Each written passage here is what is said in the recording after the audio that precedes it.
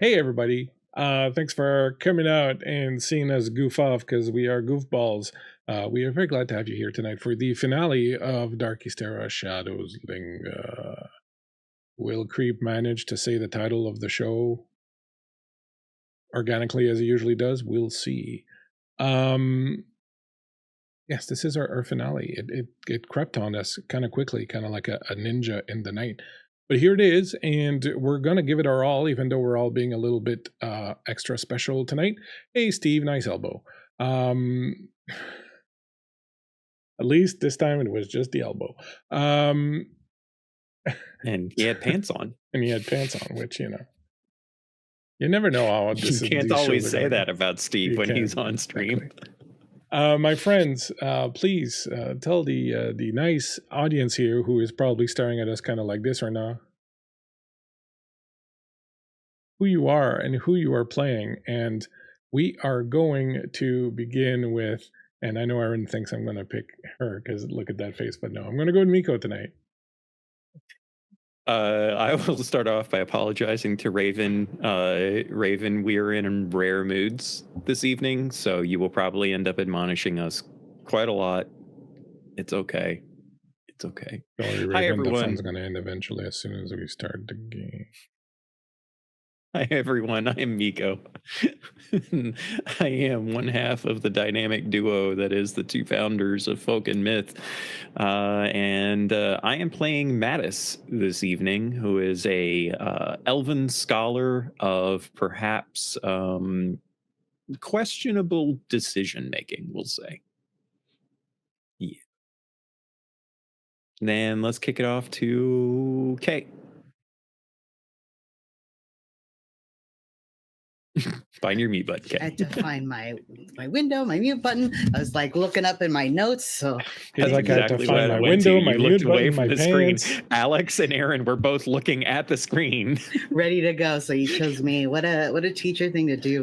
Anyway, I'm Kay. I'm going to be playing Wintwistfellow tonight.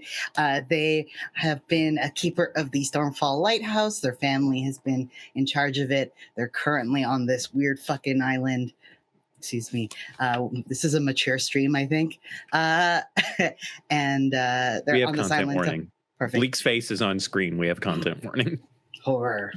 And then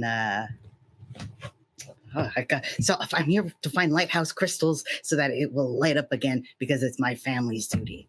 That's it. That's all. I've been having a pretty good time considering the horrors and the nightmares that have been around, but we'll see what happens next. Let's go to Erin next. Oh my God. Hi, I'm Erinmylaundry.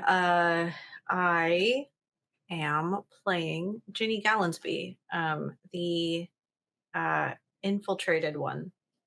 And I'm just waiting until my inner... what am I trying to say? There's somebody inside of me who wants to kill a god. So that's it. Anyways, I think they want to kill everyone. They don't seem to be. They told me they want to kill a god, or they want to kill. What do they say? They want to kill every planet. No, they want to kill a god. They want to use a. Erin, put the pen down. Put the pen down. No, what is that noise? Oh, it's the coffee. How is that? The coffee's playing with the pen? What kind of coffee do you have there? No, I don't know what it is. It's something on the hot plate. Is it? Yep. Or there's something on the bottom of the cup. Anyways, that's me. Are you okay? And yep. Okay. And do you want to use the safety tools? Nope. That was not my coffee on the hot plate. I'm gonna pass it. Steve, go away. No, it was coffee on the hot plate. I'm gonna pass it to what is happening. I'm gonna pass it to Alex. Please take it away from me. No, I'm enjoying this though. Well, I'm Alex. You'll see me in chat as Roll for Alex. Today I'll be playing as Odette Thornwell, who came here to stab stuff and chew bubblegum, and I'm a lot of bubblegum. So I'm hoping I get to stab stuff today. Maybe. In defense of the people trying to find solutions to things. That's my goal. I thought you were also here to ogle tall, strong women. I think it's that tall, strong woman ogled me, and that just worked out in my favor. Hey, you know, Who play your isn't cards here? right. Make sure the island and the world doesn't get destroyed, and maybe you get a date. I got this nice scarf I can just go Yeah. to whenever I want. It's great. Downy. Thank you very much, my friends. Right. Let's see how this goes. Not It's feeling like a sponsored. Friday night stream, not a Wednesday night stream. Big hails to Raven Sarah modding in the chat. As always, Raven Sarah, thank you so much. And Raven Sarah, who's supposed to be keeping the order, is in chat right now saying, "Step on me, mommy." So, you know, we're doomed. The night's just cooked. you know what? Tonight's cooked. Next week we go on break for like a month, and I think we fucking Yeah. Yeah. clip it, Twitch. Yeah, so thank you very much to Raven Sarah again for being here all the time and asking mommy to step on them. We appreciate you, and tonight we have the music as always by TTA, Tabletop Audio, Tim over there making magic with his fingers. And we'll be using maps by a good friend Solution tonight also. My friends, with all that said and done and out of the way, let's play this game. Last time we met, you had uncovered a whole bunch of different things. One, you had managed to rescue GINNY and Mattis from the sensory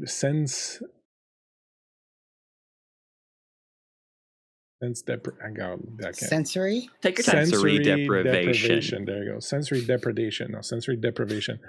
Man, it's still telling me the clip. This thing is there's got to be a setting somewhere. Just on you. Nobody else is getting that. Yeah, that's good.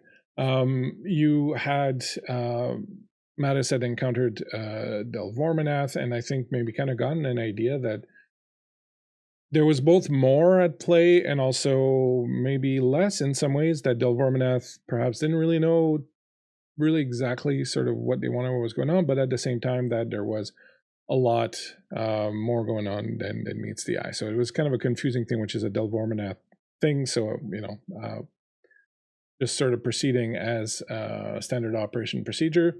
You had then, GINNY, you had realized that the creature or thing or person called Nephrosadiel, who had been possessing the followers of Delvorminath and killing the Virulines, had found its way inside of you when you had tried to help your elf lover, Tavain, and has plans to kill Eidolon, the god of the Umbrians, which is supposedly somehow slipping from their world into this one via the what was supposed to be an observatory, but is really a strange sort of interstellar telecommunication device that Delvorminath was building. You all then headed back to the Umbrian village, where you got to witness their first ceremony in a long time of contacting the ancestors, the dead, and speaking with them and celebrating the cycle and the ongoing cycle of life as an unbroken chain. Each of you had their own kind of reactions to what you saw there. And now you have, along with Kaelin, one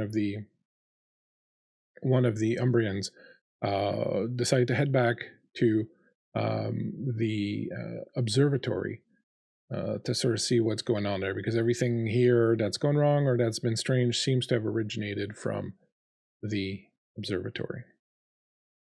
And so you have rested, so you can bring your hit points back to max, but you don't get to touch your shadow points. The shadow points are where they are, unless you want to use a power. I'm going to say you get the equivalent to a long rest. So you have a power you can use to drop some shadow, you can do it. If you have anything like that, let's do that now. Also a reminder to our friends out there that you can help out the players with some bits. 200 bits buys a player of your choice an advantage. 500 will buy one for everyone at the table. Except me. Because I don't deserve it. You don't need it. I don't need it. I cannot do anything, right, with my shadow still. No, you are Correct. forever locked at 1 away from disaster. That's the story of my life. Fortunately, you are also currently protected from the effects of it. So, you know. So It's I like can, being a millennial. Yeah. after the long rest, then I can use the Verdant Tome again to reduce everyone's shadow by 1 point. Yeah. Which I will do gladly.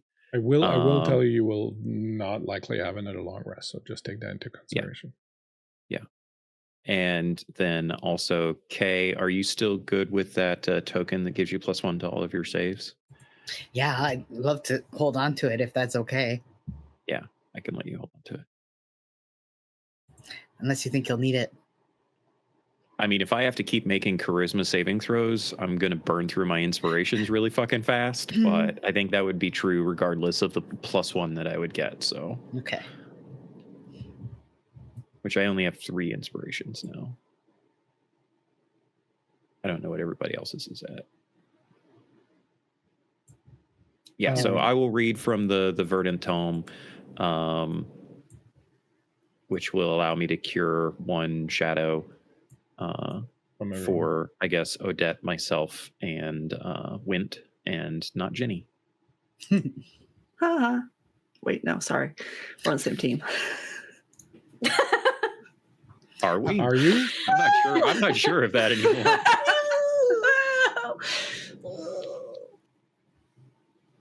Anybody else doing anything? I have the ability, upon taking a short rest, all your shadow disappears. If I take a long rest, does that count?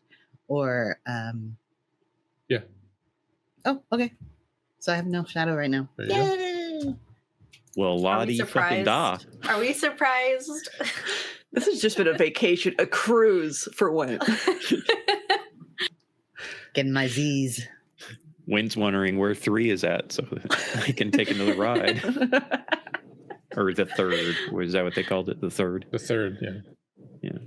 Anything else? No? You're good to go?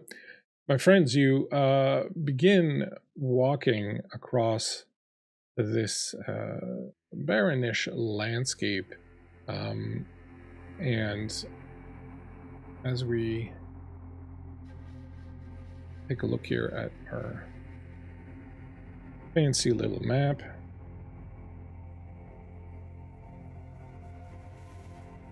you are essentially going from down at the bottom where Sorrow, the village of Sorrow is.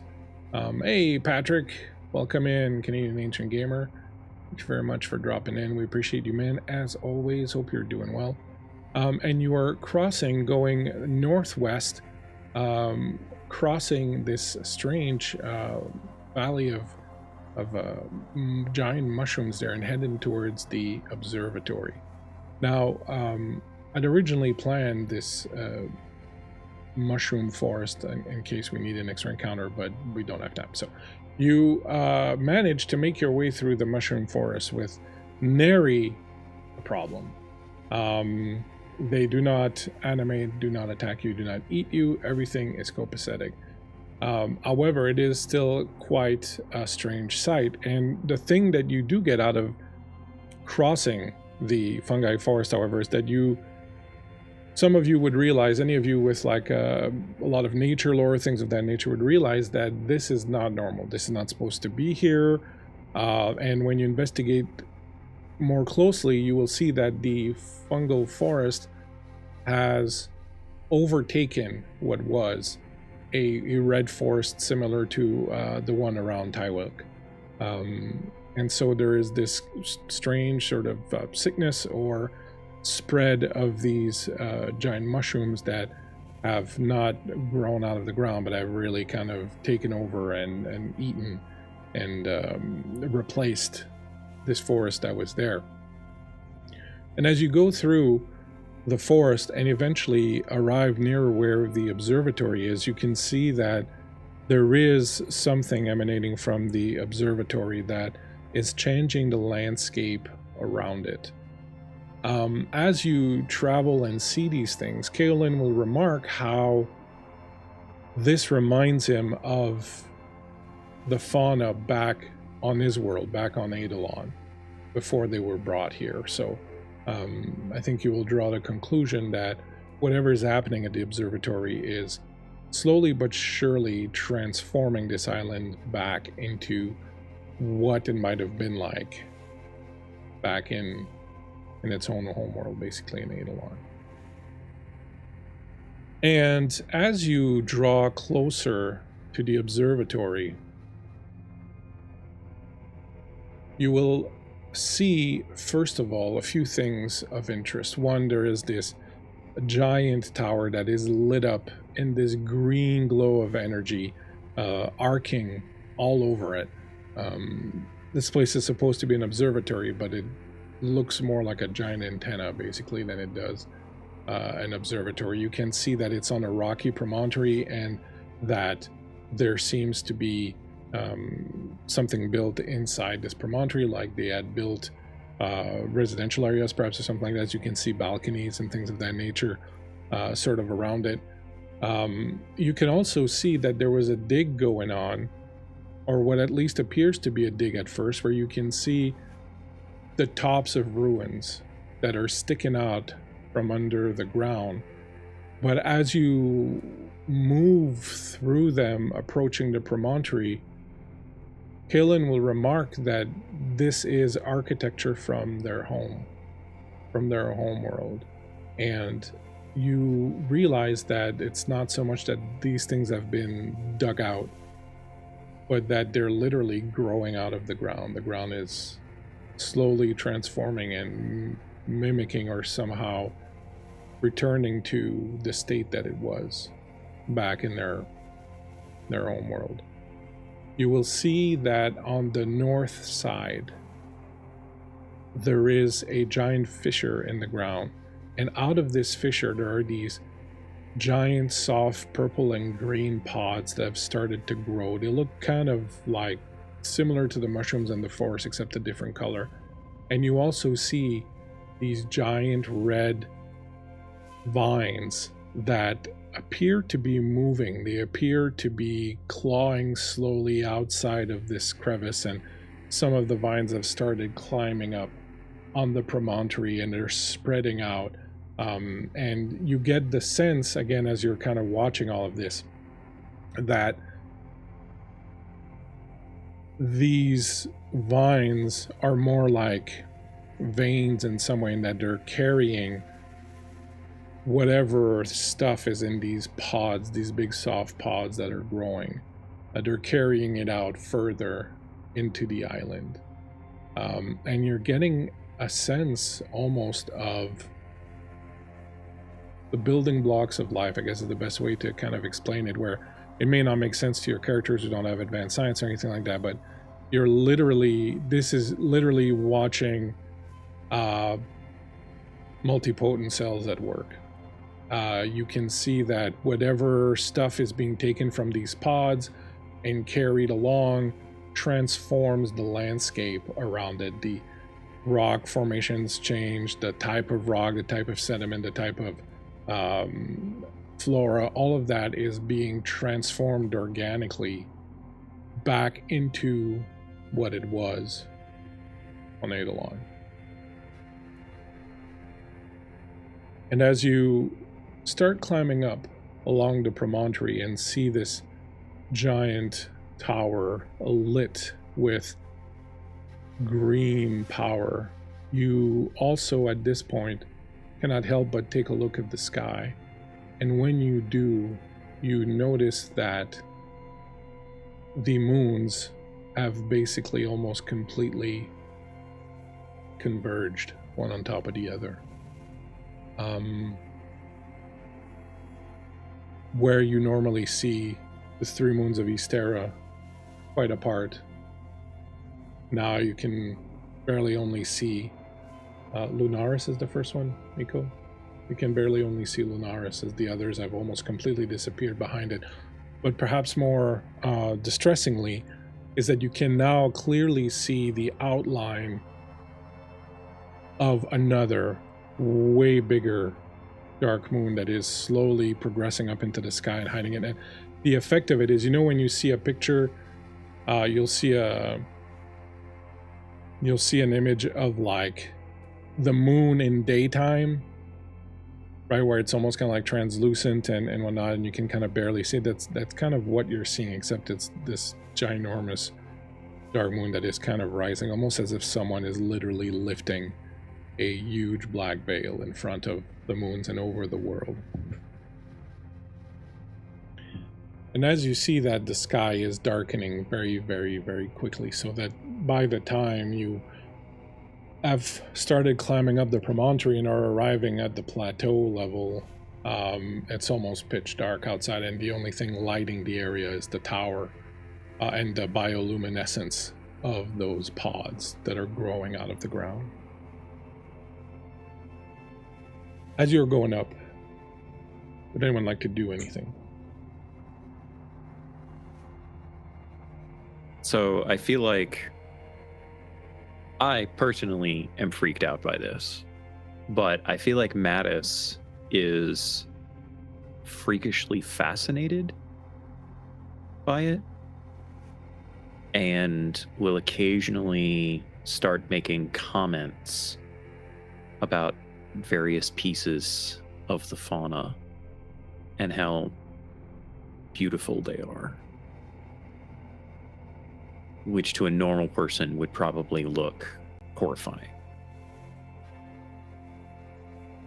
Also very alien. Like, everything you see is very unlike anything you've seen on this world.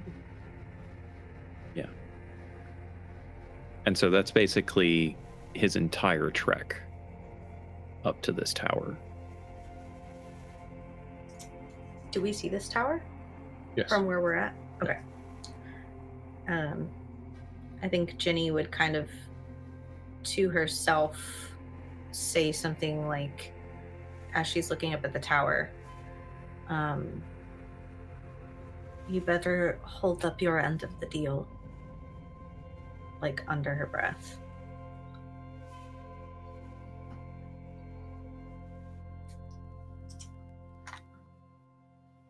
That is acting more like a dog being introduced to a bunch of large new threats. Not quite sure what to make of it yet, but there's definitely a lot of jumping at shadows and just very on edge. I guess I think at this point, Wint is gonna kind of try herding the cats up. They're anxious. They're like, if anything's gonna happen, they need to get into the observatory, whether it be for better or for worse, but that's where they need to be. So trying to encourage everyone to let's not take too much stock of the plants. Let's just go. Let's just keep going. Do not look at the fauna on your right or the flora on your left.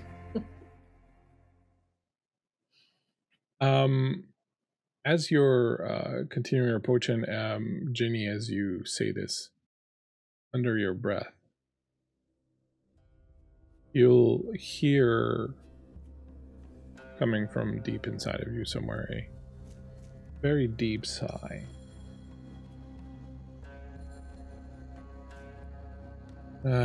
Ginny. This island is doomed. It cannot survive. By this time tomorrow, one of three will ascend to godhood, and neither the island nor the people on it can hope to survive. When the dreamless moon appears, whosoever wishes upon it will become as a god, the rest will perish. You know the other two. Saskire, the debauched and decadent god of the Virline, Eidolon, the whisperer in shadow, consumed by hatred and vengeance. Or me. I simply want freedom, Ginny. Freedom for people to live how they want to and do what they want, unshackled by the desires of the gods they worship. I shall be the great liberator, the chain breaker. The Umbrians believe their ancestors speak to them, but it's just Eidolon whispering to them, controlling them through the seat.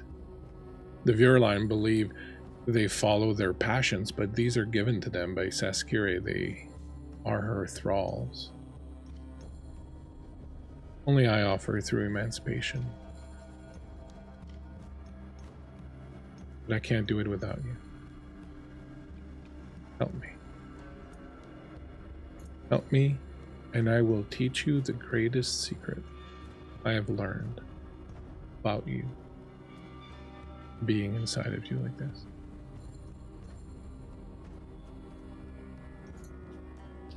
Fuck your secrets. Just make sure my friends are safe. There are things that have never occurred to you about your people. Things that I have thought on much since I've been here.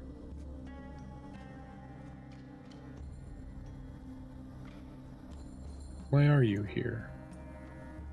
Ginny, what brought you here? Why do you cling to this elf who is so undeserving of you? Well, I thought you've made yourself at home so much that you should know the answer to that already. I want to hear you say it because, to be honest, I don't think you know.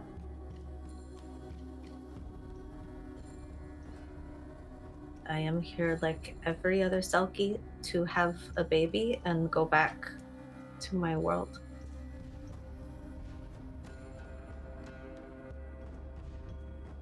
What if I told you that you do not need a mate to procreate? Would you wonder why you've been taught your entire life that you do? Would you wonder why your entire life you and the others like you have been told that they need to travel far away from your home to a land so inhospitable to you to find a mate? Even if you had an answer, I couldn't trust you with it. A time of decision will come and we'll see who you trust and who you don't. Fine. I'll stop talking before I throw myself off this cliff. So dramatic, always. I'm gonna tune him out like I would in real life when somebody tries to mansplain something to me. Not really a man though, but when BBEG, someone tries to BBEG explain things to me. Yeah. You continue climbing, and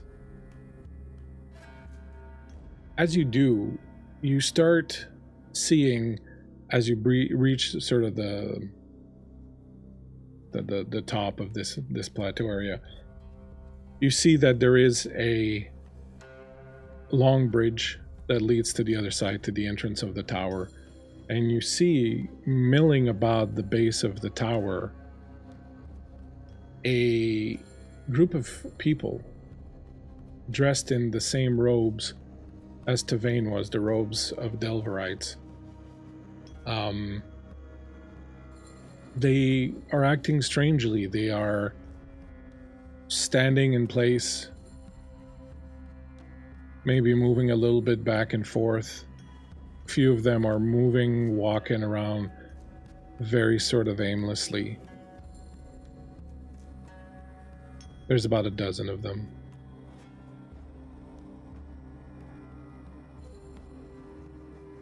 Do they look, I was going to say possessed, but... They're kind of far right now. They're on the other side of the bridge, which is okay. very long, and you're still kind of just coming up the crest, so... is there anything you would like to do?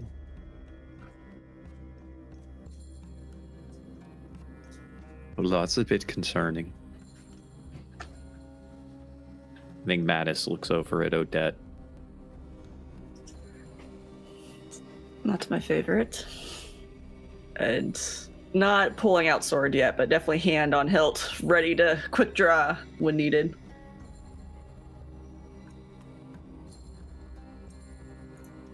Do you mind terribly taking the lead on this one as we cross this bridge?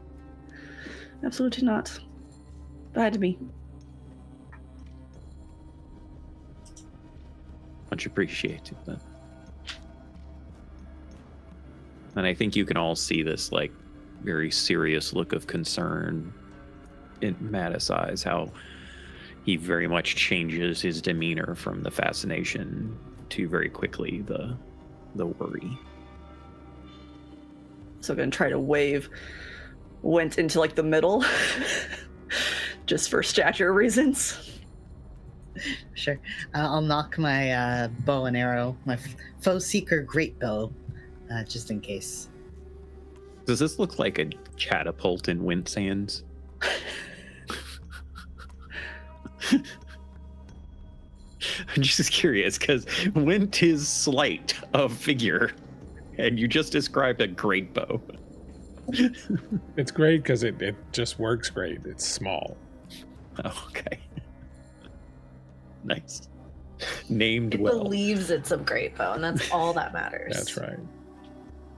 It's not the greatness of the bow, it's the skill of the archer. Uh-oh, monster incoming. So you approach? Yes, I think it would be a good idea for us to approach. And as we approach, Mattis will actually ask Odette and Ginny. Actually, I think he would just ask Odette because I think he knows that Ginny is mostly solitary. How often is it that you encounter other Delvorminites? Not here, obviously, not on this island, but you know where we come from. Ah, that's a pretty good question.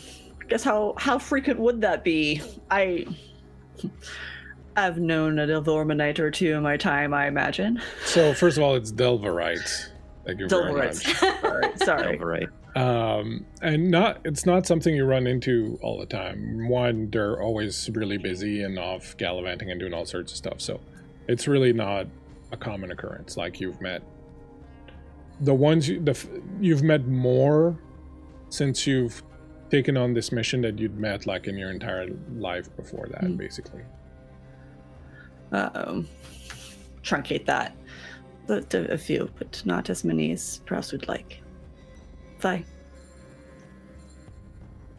Not so much in the last century, but in the first century that I became a worshipper, I encountered a fair number, and there's a certain point at which we all kind of reach a state of madness, we'll call it, in which the things that we study breach our consciousnesses to the point that we cannot recover from reliably. And the few that I've encountered to reach such state have to be dealt with quickly. Fair warning. This could be on the brink of such a state. Bleak, quick question. The guy in the first episode, our friend that was attacking us, did he come from the observatory? Yes. Okay. Then I would probably chime in here and mention that and say, and I don't recall these things growing last time I was here, right? Well, you didn't hang around the observatory really like on a regular basis. So it's possible that they were growing around that time and you didn't see them. But I would say whenever the last time you were here was, it wouldn't have been here, but you know, it was certainly at least, you know, a few weeks ago kind of thing since you'd been here, because you'd been then removed to the cabin with your with Tavain because he was feeling so poorly. Okay.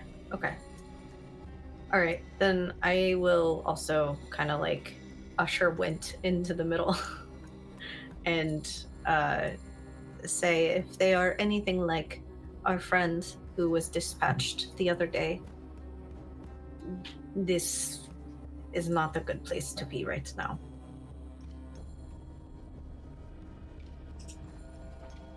Don't exactly have much choice in the matter. We just need to be as prepared as possible, I think.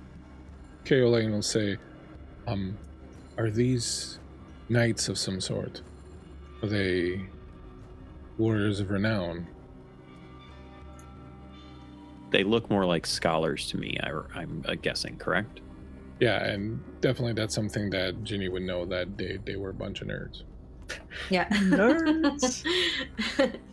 The only thing that they were flinging around were numbers, so to speak. Not so much arrows or swords. Right, but once madness takes hold, it really doesn't matter how skilled you are with a blade as much as it is your desire to do harm. Afraid I have to agree. Let's make it quick. Right. Be wary. Watch out if you need to be.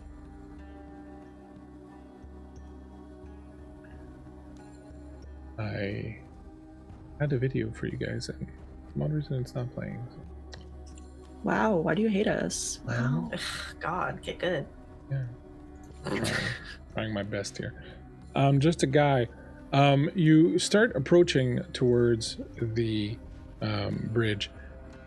As you do, the Delvorites are just still kind of slowly kind of moseying along. You get to the edge of the bridge. Do you continue? Yeah, onward? I think we try to weave past and through them. They are not on the bridge. They're on the other side at this point. Hey, Bonesy, welcome in, Little Bones, Littlest Bones on the internet. She hates capes. And your contractual obligations. She's your favorite person in the universe. Come on, fulfill it. Yeah, I'm thinking about it though. Can't break the devil. You can't break the demon pact. Chat seems active. Consider clipping this moment. Yeah, I should. Thank you very much. Yes, Little Bones is my favorite though. So, you start walking, and as you approach and get to about halfway to the bridge, you start being able to see them a little bit better. You see that they're all carrying these big club-like things that seem to be made of bone, perhaps, or something of the sort. And I will have a image for you in just 1 second right here. But you also see that their faces have sunken in, their skin has taken on a greenish pallor similar to the power that is arcing around the antenna. As you step further onto the bridge, some of them start walking towards the bridge. They're trailing these huge clubs behind them, like they can barely lift them. And they're not moving quickly or with any sort of aggressive manner. They're still very sort of shambling and just drawing these things behind them. And as they step onto the bridge, the bones of their club or whatever it is that they're made of starts to scratch against the stone, making this loud kind of strident noise that starts to echo along the bridge. What would you like to do? Is it easy enough to read their intent that they want to do harm, or is it still kind of confusing about? They literally look like they have no intent. Like there is no light in their eyes. Okay. They could be lying on the ground and would have as much intent in their actions as they seem to have. Now all you know is that they're moving. I will pull out the sword. I'm not going to bother wasting any, breath to tell them to stand down. I'm going to keep walking forward, bravely, boldly, and if they raise to attack, I'm ready to meet them. But I don't intend to do harm unless they intend harm upon us.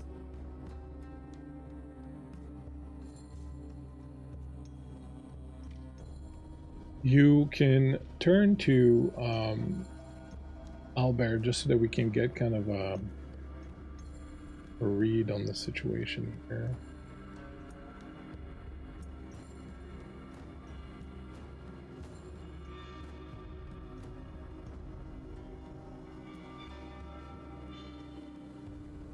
As you are walking along, you have, what order are you? Odette and me.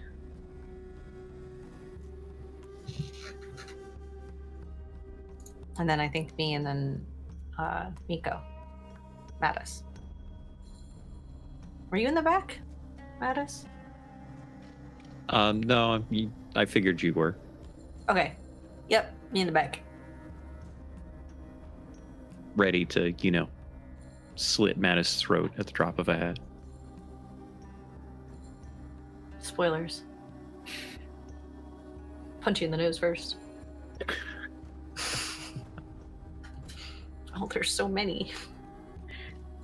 It's a big target. I also realize now I don't have a token for Caroline, so I'm going to use the Vein token for now, just so we don't waste time. But this is... Rub it in, why don't you? Yeah, rest in peace. It's not dead yet.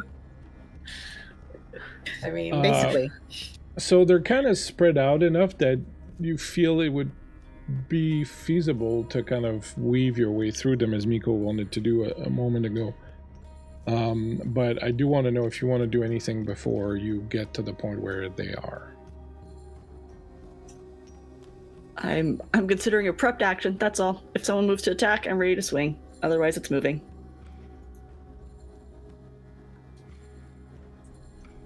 unless any of us have some sort of magic to make us more sneaky. No, not me. I think Mattis will just have his crossbow, or quarterstaff rather, at the ready, more in a defensive posture, but freely willing to stuff it through someone's legs and topple them over the edge of the bridge should it become necessary. Okay. Just give me a reason. Pretty much. As you start weaving your way through them, they continue moving.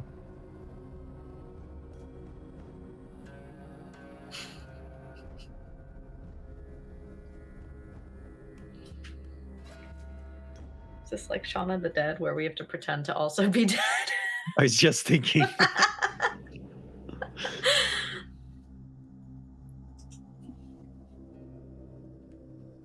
And they don't even seem to realize you're there, basically, as you kind of weave your way through them. They're just moving, and when they get to about the halfway point, they stop. And they're just kind of standing there, swaying. There's some hails being given in chat, if you want to take a look. I think Wind just got one, and Mattis just got one. Yay, thank you. Why, thank you. Thank you, Jeremy. Odette just Just like got one. Jeremy's giving one to everybody. It's Where is taking a minute.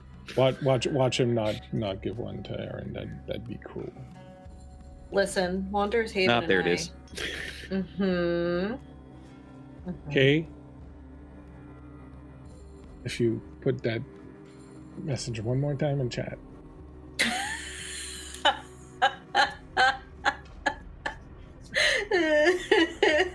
As you start moving forward, you see them stop about halfway through. And as you're stepping forward, Ginny, in your head, you hear, remember I told you the first one you would have to kill is the Umbrian. Now would be a good time. If you do this well, you could conceivably send him overboard and then say that the creatures did it, if you were so inclined. But in any case, he needs to go. No way to that. I'm gonna keep moving forward. Now's not the time, Ginny, to lose your nerve. Remember what you're fighting for here. Remember what you hope to gain. Remember our deal. Can he? If I say something in my head, can he hear me? I'm sure. Yeah. I'm gonna try it anyways. In my head, I am going to say, "You need me to get past this bridge. So shut up and let me keep walking." I can easily take one of your companions. Hell, I could even take him for that matter. I will quite literally step off of this bridge if you do that. And I You'd take a only step be to the killing left. yourself. Well, you have a willing vessel right here until you don't, so. Not very willing from where I'm standing.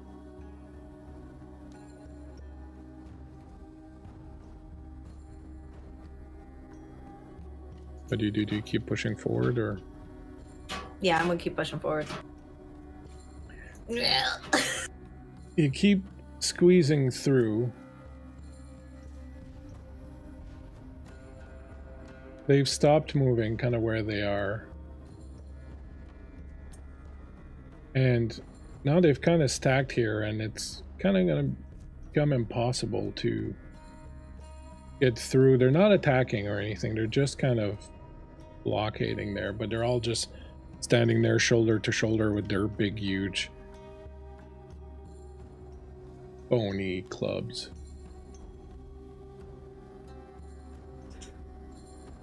Is Wint able to squeeze through? Like, is there enough room that Wint would be able to navigate I past think legs? you might try on the outside.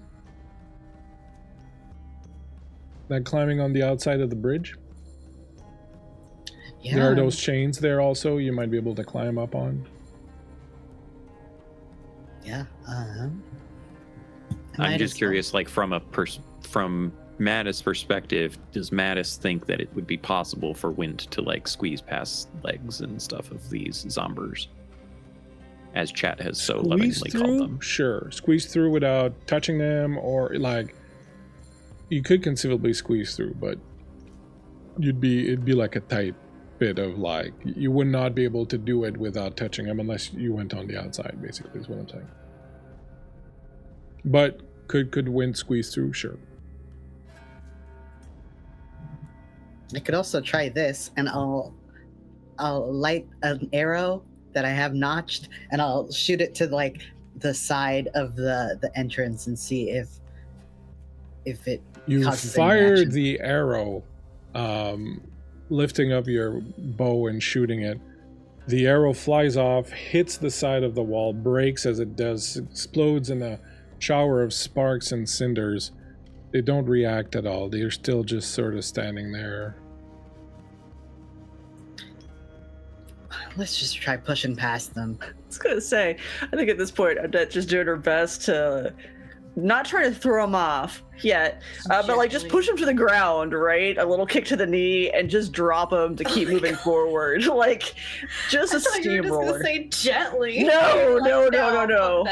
As you approach one of them to do this, you do see that this is a human or an elf. Like this is a person, a Delvorite, just like you. They just appear to have been seriously ill, and right now their eyes are kind of dead, but you can still see them breathing. They're not zombies. They act like zombies, but they're not zombies. Which is why they're not being tossed off the edge. They're just being contained for the time being. They will heal, hopefully. It's Batman rules, right? Yeah, it's Batman rules, exactly. I'm not just So what do you trying do? to get them. So what do you do? It is what I think it's going to be the side kick to the knee and pushing down on the shoulder to get them to kneel and out of the way. Okay. So do it to hit roll. Okay. They're not really attempting to dodge, but go ahead and make a roll anyways. Sure. Oh, okay, that's not bad. So it's 16 on the die, and then I don't think I have an unarmed setup, but at the very least it's +1, so 7 or 17. That hits. 19 if we do my strength modifier. Yep. It'll be a D4 plus your strength modifier. Okay. Sorry, chat got me. It's gonna be 5.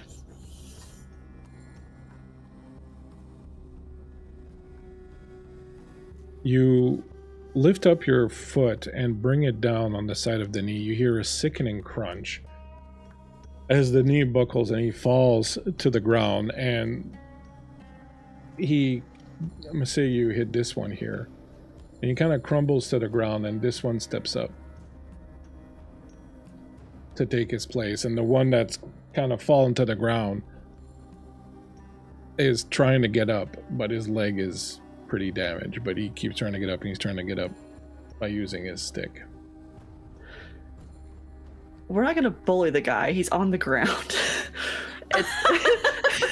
That's all I care about. I seem to be able to maneuver around him, and that's the system. So if I want, I can roll for each person if you like, but that's what she's doing until told otherwise, is that we're trying to break through this barricade and eliminate the issue. You move over to this one to attack the second one, and as you move towards him, his eyes kind of get a glimmer of fear, and he sees you, and he sees his friend on the ground, and he's shattered, and he lifts up his club and smashes it down at you. Oh, that makes sense. Initiative. Woo! I love this. This is what I'm gonna clip this and put this on my Hinge profile for what I'm looking for in a woman. Yeah, it's good. Thank you.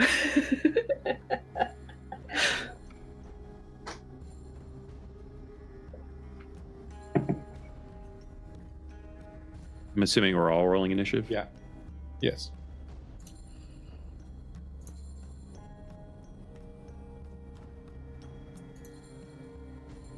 All right, Mattis? Shit. Hang on. I don't have my dice. Skip me. Erin? So it's a D20, right? Yeah. Plus your initiative modifier, which is on your character sheet. Thank you. My initiative modifier is +2, so I got a 6. I got a 4. I'll be back here. Alex? 18. Thanks. Wind? I also got 18. Nice. I have a 14 dex. Don't know if that. It's better than mine. Okay, perfect. Dice. Well, go at 18. You clearly see that one of them has the stick up and is going to bash it down on Alex, and it looks like all the others are activating also. They just seem like people. But we need to get in there. I have my great bow out. I'm gonna take a shot at the one that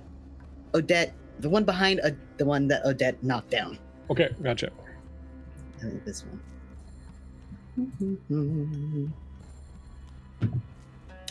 And that is a 7. 7 misses a lot. Oh yeah. You rear back, So much for a great bow. pulling your bow, shoot from 5 feet away and miss. Odette. This was all the reason I needed. It's twofold. But at least you needed a reason. I needed a reason. One, Mattis just told me that they may be mad and that there's no recovering them. 2, they're now activated and they're fighting, therefore they're a threat, therefore they need to be eliminated. We are going to try to push the one that's attacking me off the bridge. Okay, go for it. Gonna make a strength versus strength roll. Okay. I hope Odette reasoned out loud. That would have been It's like Death Note style, Mhm. thinking about it. I got a 17. All right, I got an 11. So you barrel forward, push this guy off over the side.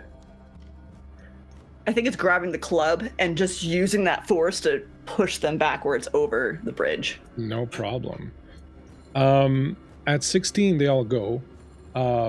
Seeing this, they drop their clubs and they all I get 2 attacks on my turn. go for it. He's gone. So then the one that's going to be to my or in front of me at this point, I would like to swing on. Go for it. Natural 20. Oh, nice. We are 2-handing it. Grabbing the right dice. It is, let's see, 18, 19, 20 That damage. hits. 20 damage. Mhm.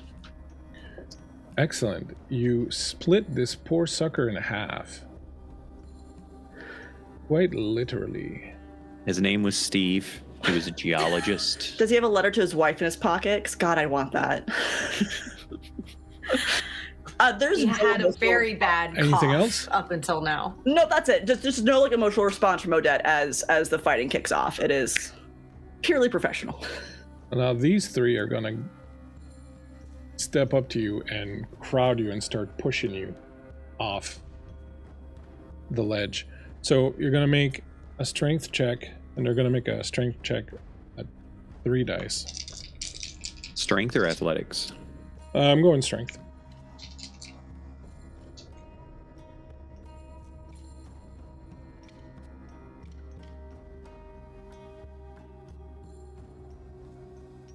What did you get?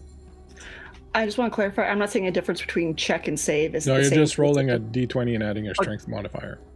modifier. Okay, that's going to be an 18. All right. Well, 2 of them managed to get higher than that. Odette, you find yourself teetering back over the edge as these 3 are just walking you off the edge.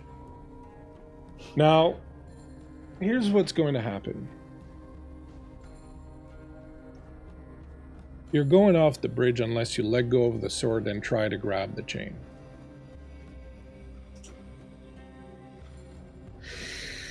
How far of a drop is it? It looks like there's Just no asking. real way to see the bottom. Okay, is this just like a cliffside or is it death? Okay, that answers that.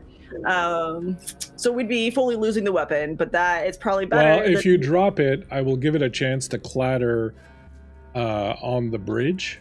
Okay. But at this point, you're going over.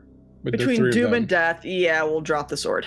Okay, you drop the sword, and now we will do the athletics check to see if you can manage to push yourself off and grab hold of the chain.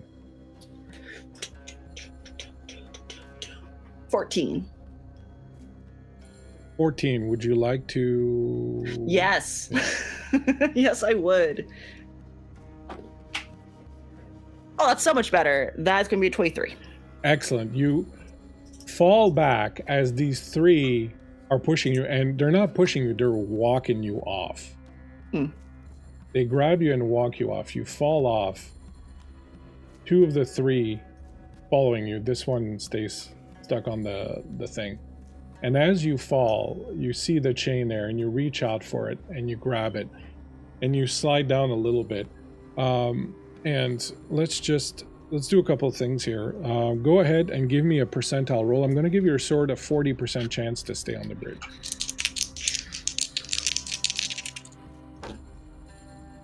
93. You didn't say high or low, so I'm not sure Oh, you're right. where we're going. I don't know. You said 40. And I was like, I was assuming Call of Cthulhu rules, frankly. We'll go high, re-rolling. Higher than 40. We got a 73. So higher than 60, it worked. Yeah. Okay. And we'll see if they manage. One of them is gone. one of them just walks off and without a scream falls off.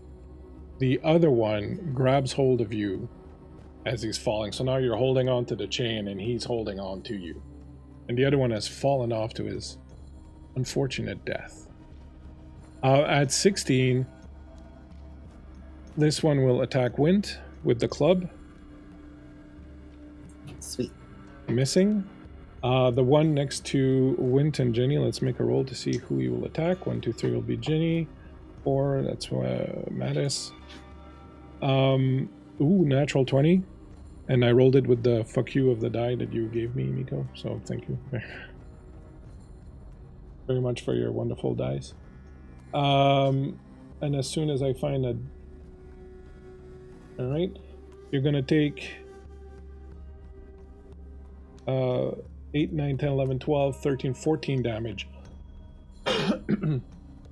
Everyone halfway As hit point. the big club sort of comes down and grabs you in the shoulder. And then the one behind Ginny is going to attack Ginny with a 2 miss, and the other one's going to attack Kaylane and with a 3 miss. All right.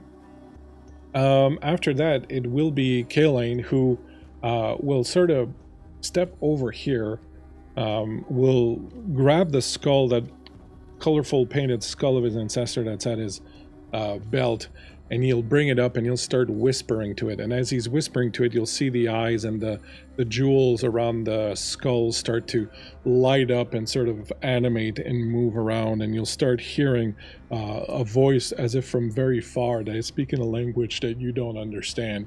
And as he's whispering to this thing, it will, as the voice sort of reaches you guys, you will each get on your next action an advantage. A boon advantage from the whispers of the dead, words of wisdom of the dead. After that, it will be Erin at 6. Okay. Does it look like Kill the now that Umbrian. I'm no? Does it look like the situation now that I'm closer to them, the situation I had earlier where you cannot reason with them, they're going to attack you no matter what? You don't know. That's Like, been your experience. Okay. They Okay, look cool. way further gone. The other guy didn't look weird. The other guy was just... Got it. I'm going, as I hear kill the Umbrian, I'm going to take the sick kid in front of me and say no and try to push him off Okay. the bridge. Let's do strength versus strength.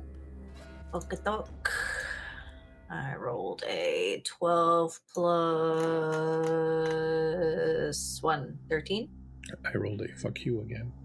It's a natural 20. Jeez. That's fun. That's a fun thing. As you wrestle him, you try to pitch him over. There's nothing to do, and he just swings you over. And you go off the side. Give me an athletics check. Okay. You can spend advantages if you remember you have an... Oh, you had an advantage on You have that a roll boon. though, right? Did you roll it with advantage? I mean, you're did. probably I not didn't. probably not gonna beat a D20. So do you want to keep the A natural advantage for 20. your... Too late. Too late. I was gonna say, do you want to keep it to use on your athletics roll? No, I wanted to try. But Okay. I'll use another advantage for my athletics roll. Okay, go for I it. have like 9 of them. All right, hold on. 1, 2. Oh, I can roll 2 at the same time. I'll take a 24. Excellent. You fall off. Nope. 19 on the dice. Sorry, Okay. that was 24. 12. Okay, You're 20, fine. 19 plus something. That's good. You roll off and manage to grab the chain in extremis with your fingers. And he's sort of leaning there, and you see him like go to grab the chain, and it looks like he's going to start shaking it, but he doesn't have an action right now, so he can't do that. And at 4, Mattis. I'm going to, because I see a gap now, and I'm assuming that I can move past, through, or over Wint, given Wint's size difference. I'm going to take the disengage action and attempt to move along the bridge path and get over to here if I can. Yeah, you can do that. No problem. That's it? I can also use a bonus action Yep. for my rhymes of lore, and I'm going to give that rhyme to Wint. Excellent. I know that, thanks, Varl. Hey, thanks for being here, and thanks for keeping track. Ginny, at least, just used an advantage. I think Alex used one also. But that's all I can remember from that pack. And then I got another one, I think. Yes. Yeah. So, Hey, Bleak. Yep. When that turn is done, can I use my bonus action that I didn't get to use yet? Sure, just don't forget it next time. Not my job.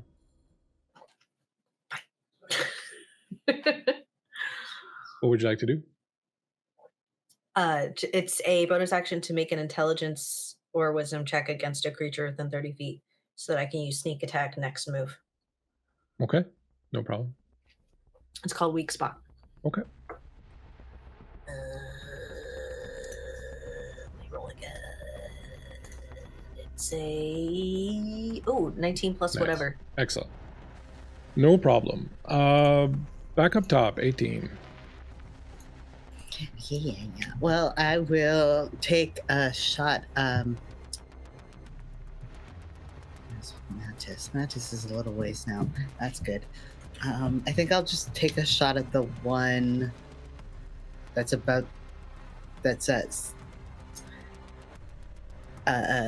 on the bridge in front of Odette, one of the ones that walked her off. This one, you can interact with the map, right? This one? Yeah. Yes, that one. Sorry. Yeah. Have too many windows open. It's crazy. So I have an advantage from Cowlane, right? Yeah, and then a D8 And a on top D8. of that you Okay. don't have to use right now. You just use it in the next 10 minutes. In the next time. Okay. And you can decide after you roll the dice. Oh, and actually you get 2D8 and you get to do the better of the two. Oh, awesome. All For right. mine, So but you don't have to decide until after you roll your D20 if you want to use it. Okay, I rolled 2 2s, so things are going really well. I have +5, so 7. So I could make 15. Technically, you could make a 15. Yeah, I'll give it a shot. See how it works. That's a 5 and an 8. I did it. Okay, so I got a 15 to hit. Excellent. The armor class is 16. No, I'm kidding. Armor class is 14. You're good. Okay, perfect. I was gonna take it. You're good. 1d8 plus 3, so that's 7 damage. Okay. Strong. Anything else? Is there a bonus action you would like to take? Can I bonus action disengage and just you can't really can I go past the other guy and move towards Mattis, or will I get opportunity attacks? No, he's not If you engaged did- with you, so he can't opportunity to attack you. Okay. If you did the disengage, also, it would affect your entire movement. Yeah. Basically, you're good. I'm good. Okay, yeah. Awesome. I'm gonna go hang out over here. Okay. Odette, you are in a bit of a pickle. This guy is just clinging on to you, and you're holding on to the chain. So the first thing I'm going to ask you to make is an athletics roll just to see if you can keep your grip on the chain. Do you wish to use an advantage on this? Yes, I do. Thank you for reminding me. Odette gets an advantage. Odette has not gotten to take their turn yet, so they have a boon right now. Okay, well, either way, it's still taking an advantage. So We'll take one of my advantages. We'll take the one from our boon, from our pal. The words of wisdom. All right, that's going to be unnatural 20. That's good. You managed to keep your grip on the chain. What would you like to do? Shake this guy off. 'Cause I imagine it's going to be harder to move with him on me, so I think the logical option is to kick him off. All right. Let's call this. Just do an attack roll, an unarmed attack roll. Okay. Can I now use one of my inspirations that I have being Yep. gifted? Yep. Thank goodness, nat 20. That's good. The other one I was was an going eight. to say, if you do half his life in damage, he'll drop off. Okay. With the D4, that will be 7. All right, not quite there. You have another attack? I do. You go for it. Okay. And I'm guessing I've used my wellspring of advantages at this point. Do you get double damage from it being a crit? Oh, then yeah, it would be 14. Double I don't damage. know. I don't know if that's true of Yeah. I'd ring say stuff, you get full damage plus you roll. so I added an additional 4 to the total then. It would have been 11 with that crit Which damage is then. just enough. And he goes falling off. Thank you, Miko. Yeah. Isn't it nice that I'm a game master and I remember shit like this all the fucking time? You manage to hang on to chain and drop him off. And then that's going to be what you can do. Okay. For an action, no movement? Yep. Well, Okay. you had to hang on to the chain and then you had to Okay. beat, I almost said Let's you had to clarify. beat him off, We're but good. these things happen. Thank you. No problem. At 8, Kaelane, now completely surrounded, is going to draw his sword and take a stab at a guy behind him and miss with a 3. You said that he went at 8? Yeah. Didn't the bad guys supposed to go at 16? Yeah, I should have put them on the list. What matters? We don't have any It's the homework. GM in me. I'm sorry. Ah. You get the good stuff and No you one get the bad stuff. studied. It's the best kind of rules, lawyer. It's a blessing and a curse. I don't consider myself a rules lawyer. I just remember a lot of shit when it comes to TTRPGs. And, consequently, it means there's not enough room for real life stuff. But, it's what I deal with. So the 3 of them gather around him with their clubs and start beating him down. He falls to his knees and they're just fucking jackhammering down on him with their clubs, all 3 of them. This one is going to grab the chain and try to make GINNY fall off. Give me an athletics roll, GINNY. Okie doke. I think I have a fun tree climber feat where I get to use something for this. Oh, that's just a climb. Never mind. No, it should be fine. What does it say? You get to add your dex modifier to your strength athletics checks Yep. for climbing and jumping. hmm So, might help. If that's cool with you, that will be a +2. And you have like 9 advantages or I'm something. gonna use an advantage on that one. Yeah, okay. Remember also that advantages have to be called before you roll. Oh, sorry. Then I'll go with it. No, it's okay. probably Go for it. It's fine this time, but just remember. It's a 14. Is a 14. Okay, let's see if he gets any traction on his... I think it would be a 15 because you still get your strength +1 too. Oh shit. Okay, 15. All right, he starts shaking the chain, and you both rolled the same, so I'm going to say that one of your hands kind of slipped off, and you're just sort of hanging very precariously by one hand. And when he's seeing that it's not really working, he starts climbing on the side, and he picks up his club, and he looks like he's going to swing at you next time he gets an opportunity. This guy with his broken knee kind of tries to get up and turn around and take a swing at you. Wint, and that's a 1, so he misses and falls down prone because his knee was buckled from earlier. This guy is dead. Let's remove him from there. This guy will reach out and try to touch someone. Odette, he's going to take a swing with his club at you and miss with a 2. Yeah, he is. That'll show him. And then at 8, Kaelane was going to try to stab someone. Erin, at 6, what would you like to do? I want to do a little stabby stab on the guy next to me to get him to fall off. You're going to be at a disadvantage because you're trying to hold on to the chain. In fact, first, give me an athletics roll to see if you can hold on to it. Okay. I will use an advantage for that. Good job. Yay. Okay, it is a 17 on the Excellent. You die. managed to Plus hold 3. on. Cool. You're going to be at a disadvantage to try and hit him. Okay. I'll take an 11 plus whatever I have to You're at a take. disadvantage, so you'll take the 2. I'll take the 2. Fuck me. Okay, I'll miss that. Hanging on to the chain for dear life, taking a swing. Is there anything else you want to do? Oh, do I have a fun bonus action? I don't have one for this particular thing. Nope. Okie dokie. At 4, Mattis.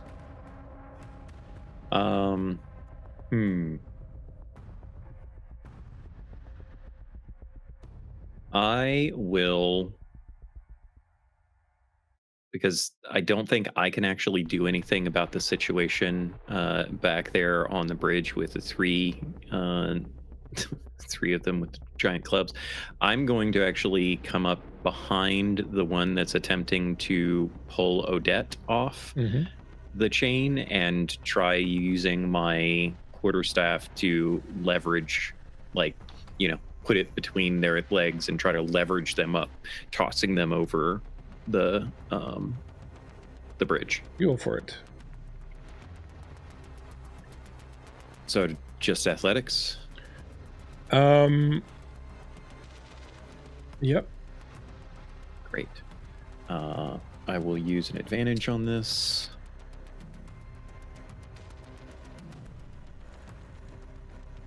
That's a 17. Excellent. It's my plus 0. He starts to go over as you try to push him off. All right, excellent. Anything else? I have a question. Yeah. Did I need to use an advantage on that, or could I have used do I still have the boon from the Words of Wisdom? If you haven't used the Words of roll. Wisdom, your next roll basically was getting the boon. So whichever roll you made next had the boon. Yeah, I hadn't made any roll yet, so. Oh, so you would have used the. Okay. So I did not have to use my inspiration. Excellent. I'm still at 4. Great. And then for a bonus action, I will do a Rhyme of Lore for GINNY. Okay. So you get a bonus D8 that you get to decide after you roll your D20s. You get to decide if you want to roll 2D8 and take the better of the 2. Okay, cool. Thank you. Back up top. Wint. Yeah, I'll bonus action disengage and continue to kite this zombie and use the most gamer language I can. And I'm going to continue with using my Foe Seeker bow. I'll say, night follows day to magically succeed on shooting the guy trying to shake GINNY off. Okay, awesome. Go ahead and do some damage. And so that is the full damage plus the roll and everything. Yep. Okay. Ooh, so 2 8, so 16 plus 3, 19 points of damage. Oh, so close. So close. It's like in Baldur's Gate. He's got 1 hit point left. As the arrow shoots in and claps in, he kind of vacillates a little bit and, kind of almost falls off, but then you can see he still has a spark of life inside of him.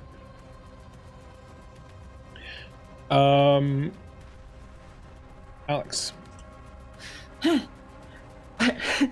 Okay, guys pushed off. I can climb back to bridge, correct? Or at least we can try to hold on and climb. Yeah, or you can go to the side of the building there if you want.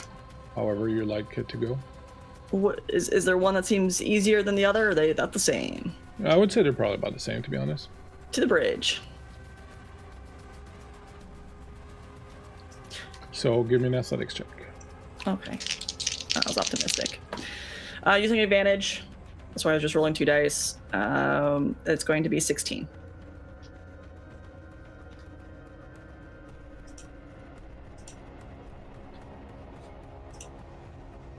It's good enough. You make it back.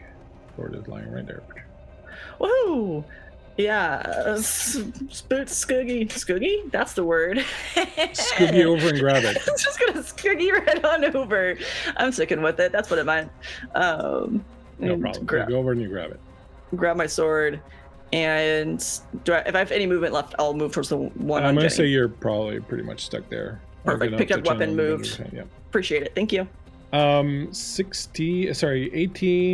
16, the bad guys. They continue the severe beatdown on Kaolane down here. This one is standing on the edge, is going to take another swing at you.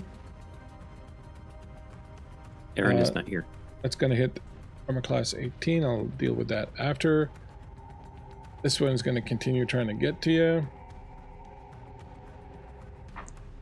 I'm going to hit armor class 16. Wind, does that hit? I believe so. It does, yeah, definitely. So that'll be 6 points of damage. Okay, not bad. And then after that, it will be Erin. So we're going to wait for Erin. We're going to skip Erin and go to Mattis. Mattis, go for it. And whatever you do, we'll just wait for it to actually occur after. Yeah, I wasn't planning on doing anything that would affect GINNY. So, just so everyone knows, Mattis is written off. What's her name? Oh, wait, GINNY's back. Do you want to handle GINNY? Yeah. All right. GINNY, I hit armor class. I don't remember what I said, 16, I think. Okay. Does that hit you? That does. Wait, I think that does hit me. Hold on. Yep. So many things. Yep, it does. Okay. You're going to take 8 points of damage. Mm-hmm. Okay. Oh, God. All right. And you're going to give me an athletics roll to remain on the chain. Okay. You're using an advantage? Nope.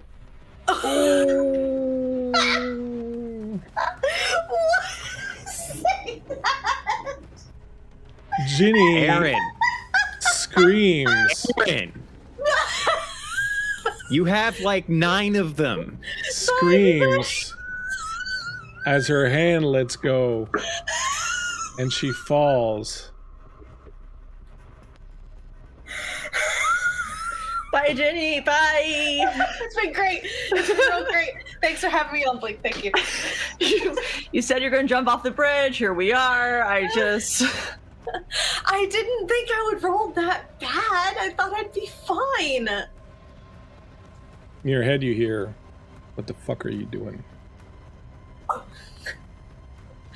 Does anyone watch Critical Role Campaign 1? Does anyone remember the druid leaping off the 1,000-foot-high cliff and turning into a goldfish moment? Hey, Bleak, this might be very clippable. I'll clip it after. Yeah. And very ominously, you fall into the green fog below. Mattis at 4. You hear GINNY scream and look, and where she was hanging a moment ago is no longer there. Yeah, about that. Okay.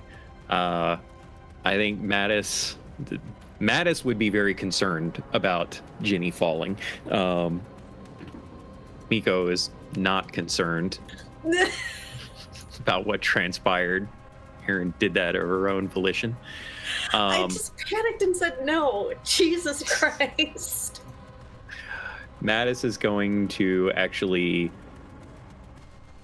drop his quarterstaff, back up a bit, pull out his crossbow, and shoot at the one that is attacking Wint. Okay, go for it. So I am not rolling with advantage. That is a 14 to hit. 14 hits on the nose. Oh, thank goodness. The one that's going after Wind, you said? Yes. 5 points of damage. Okay. Still going.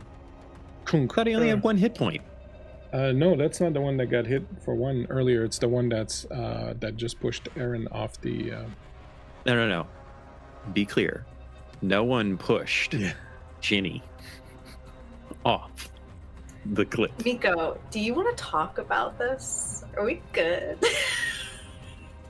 Back up top, Wint. They're a little slack-jawed. The bonus action disengage. Walk over here and shoot the zombie that's been followed, or the follower Delvorminath that's been following them. Go for it. Hey, my weird. Well, I'm going to use one of my many advantages. Yes, given Erin to is me. dead. Erin fell to her death. Yeah.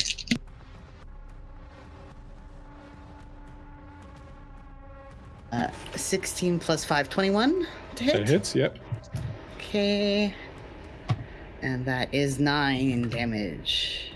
And that ends him. Sweet. Clunk.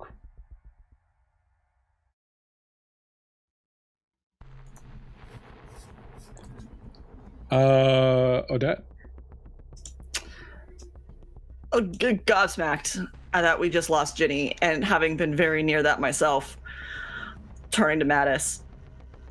Can you open the door? And going to backstep to this part of the bridge. That's not too concerned about the Rulian, and trying to get off that bridge at this point.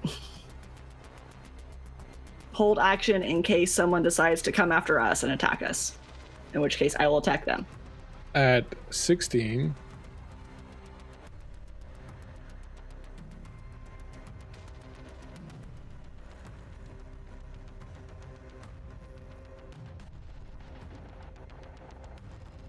They do, in fact, come at you.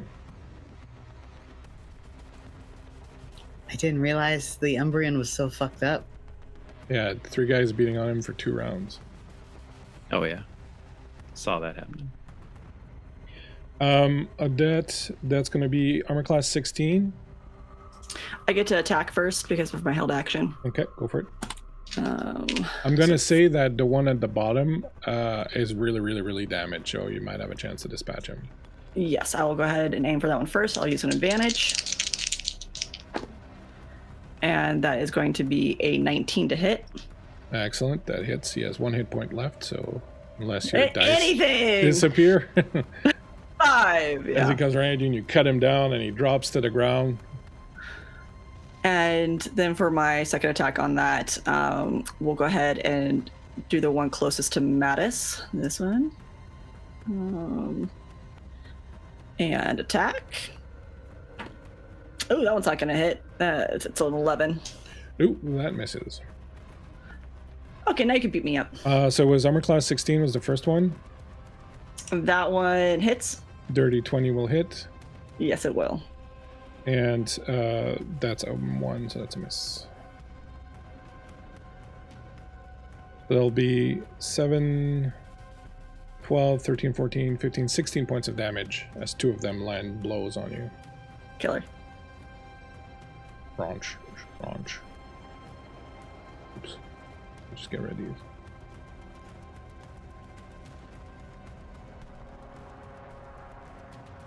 And that was at 16, so down to Erin. Sorry. Mattis at 4.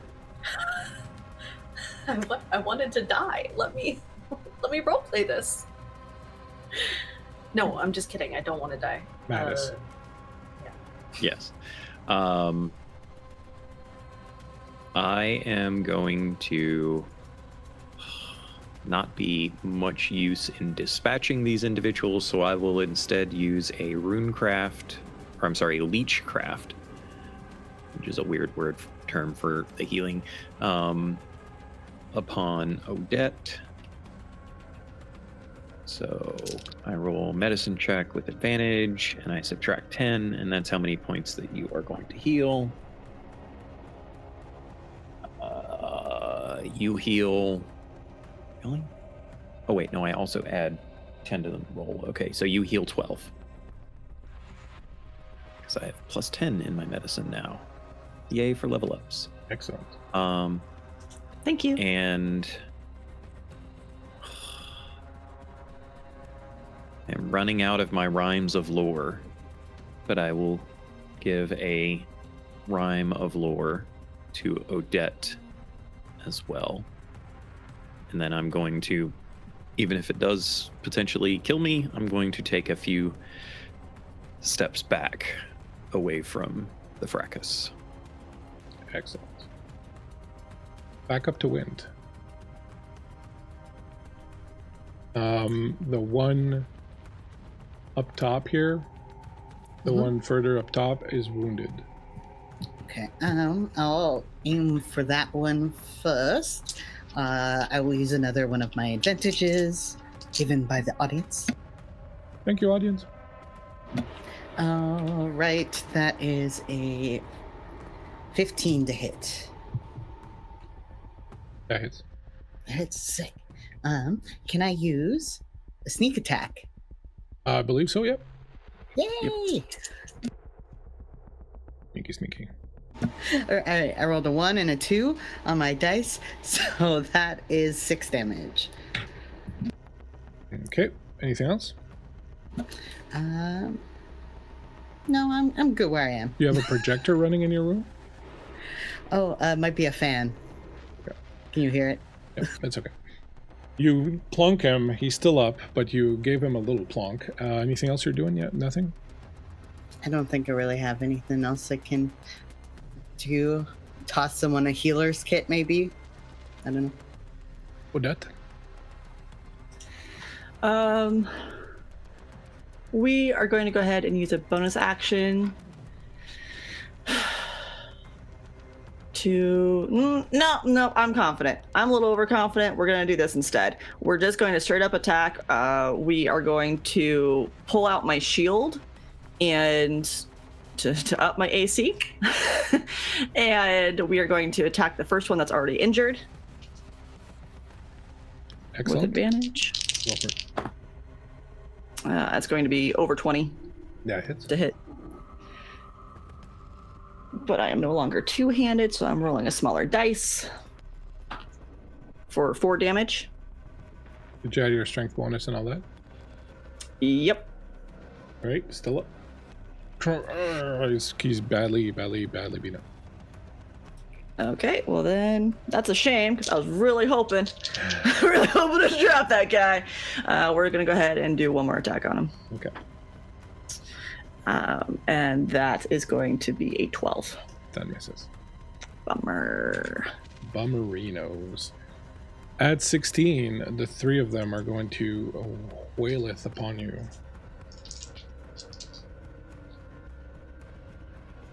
This one will miss, and that will be 2 hits. AC 17 hits you, right? Yeah, okay. It'll be 2 hits, so it'll be 12 points of damage. I just healed that. And then down to Mattis. Odette's taking a beating. Is Odette taking a beating? Does Odette need healing? Odette could probably go one more turn. All right. Mattis is going to level a crossbow at the one that you said was pretty injured. Okay, the one at the top. And I'm going to use one of my inspirations to hopefully make sure I hit this thing. Good. Yes, that is a 24 to hit. That hits. 7 damage. And he falls off the bridge as you plunk him solidly. Excellent. Anything else? Nope. Holding on to my last rhymes of lore.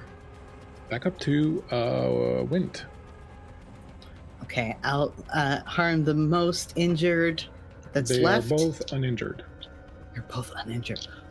Fuck. I wish I had more magical successes on my bow. God damn it. All right, I'll shoot The one on the right, my Yep. right, and I will use another advantage. Go for it. 16 plus 5, That hits. 21. Amazing. I can use sneak attack again, I hope. Yep. That is 8 plus 3 plus 3, 14. Ooh, that's pretty solid. Nice. I brought him to below half.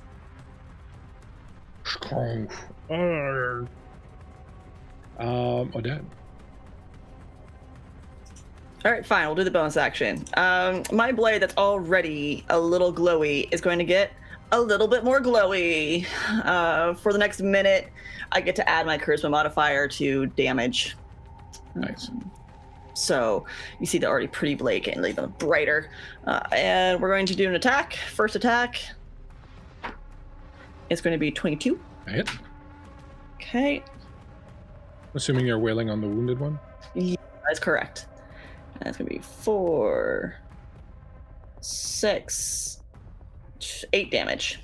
That's enough to finish him off. Your sword slices through him, and he crumples to the ground. And following that momentum, just coming around, arching, and hitting the one that we have not hit yet, and we're definitely going to hit. I believe in us. You believe in you. I believe in me for an 18, I do. Nice. And once more, with feeling, we got 6 damage. All right. Excellent. He is going to club you, or attempt to. And that's a 19 plus something, so it's going to hit you. And that'll be 5, 6, 7 damage.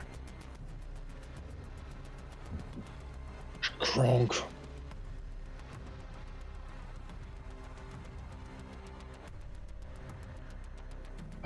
And then will be Mattis.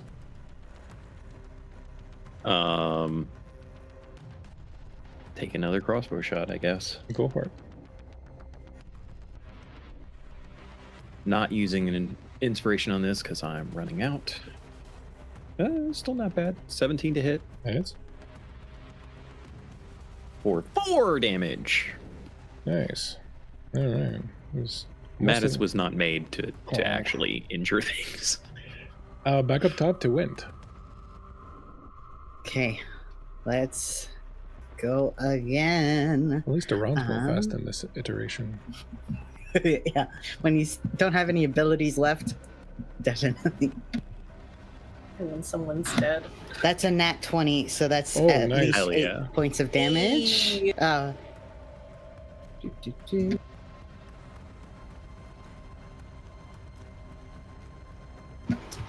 So that's 12 plus 5, 15. Tell me how you do this. Hey. I think it's a very simple, like, as Odette is like wrestling with this guy, it just like an arrow comes through his eye and then he just slumps. It's very simple. Elegant, even. And as you kill him, you suddenly feel this intense sense of sadness at all this death that just occurred around you, and all these people you just had to slay.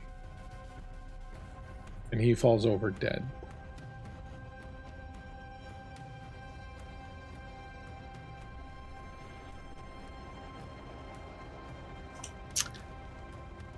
Going to take a view of the scene. Mattis will rush over to the edge of the bridge where GINNY fell, looking over, seeing if he can see anything. Just Hoping that there's water down there. you didn't hear any splashing sound, and all you see is that green mist, that cloying green mist that's covering everything. What a shame. Just I'm sorry, that sounded so sarcastic. I know. Nice it read. was the most genuine thing. Lint is upset about things. What a shame. Too bad. Well, let's keep going. Time's a wasting. Go ahead, actually, and Miko and Alex, go ahead and make me a charisma saving throw. Against This I Shadow. will use an advantage on. I was gonna say, before you do that, actually, you're close to me, yes? I mean, I ran over to the edge of the bridge, so it depends on when we were doing this, but You can do it whenever. It's fine. You get a bonus on your save equal to my charisma modifier, so I get a +2 nice. because of my scarf. Not amazing. 13.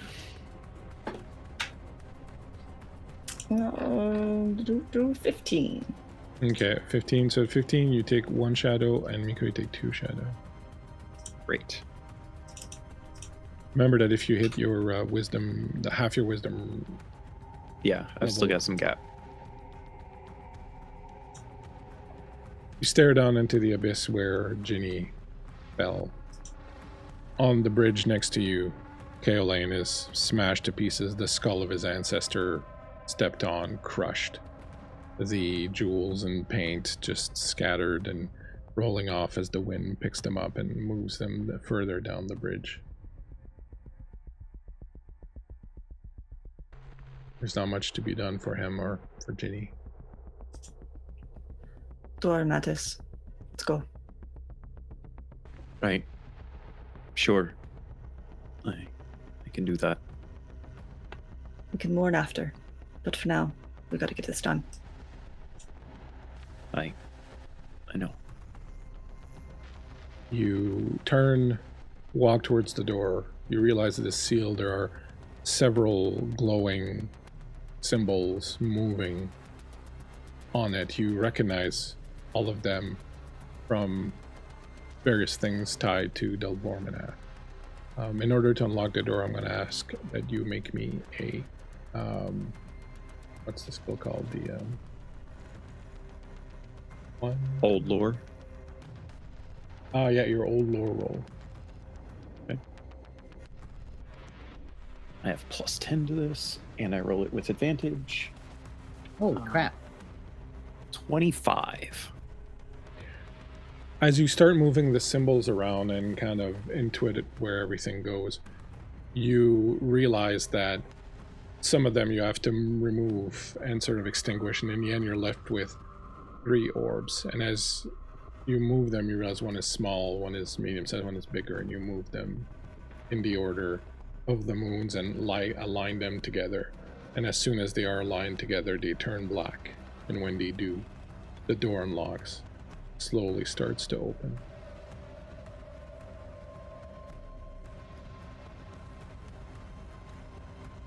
Meanwhile, we'll take a break in a moment, but meanwhile,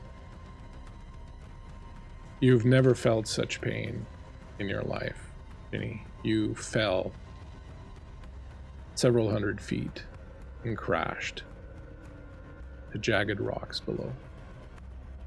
Your body broke in ways you thought it was impossible for a body to break. You have become one with the rock below you. And as you lay there, broken, feeling the last few little bits of your life ebbing away from you, you hear the voice in your head. The voice of Nefersadiel. No. Well, that was stupid.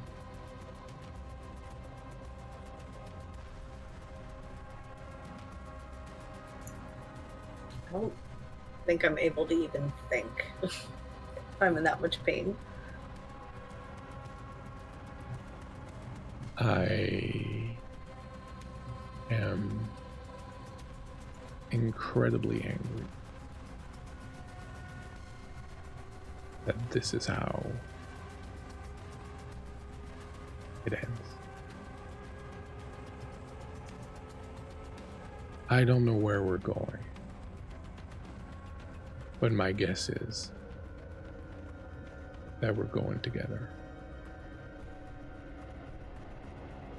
And so I hope you've gotten comfortable. Because not only am I gonna stay with you, but I am terribly, terribly disappointed.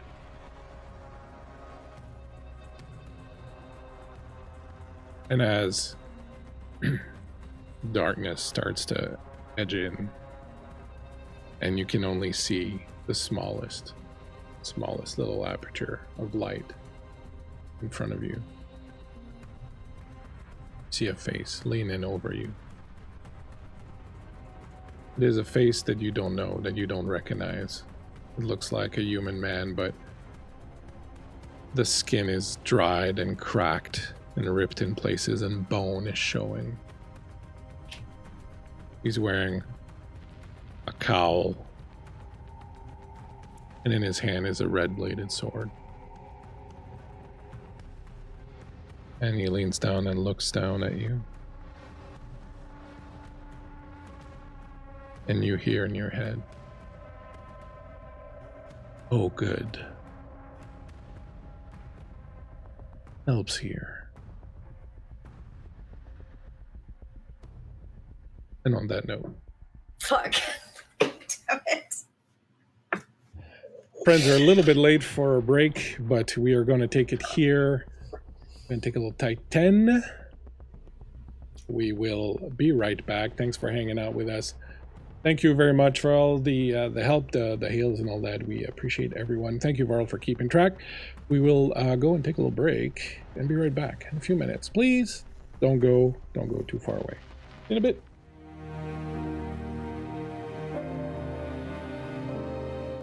We are back. We have returned. We have returned, refreshed, and bladder's empty. At least some of us. You tried crossing the bridge, met a few zombies, so to speak, and managed to get the NPC and GINNY killed. So things are going very well right now. Kay, did you read the message I sent you? Okay, cool. As you enter the building, having now unlocked the door, you find yourselves in... Give me 1 second.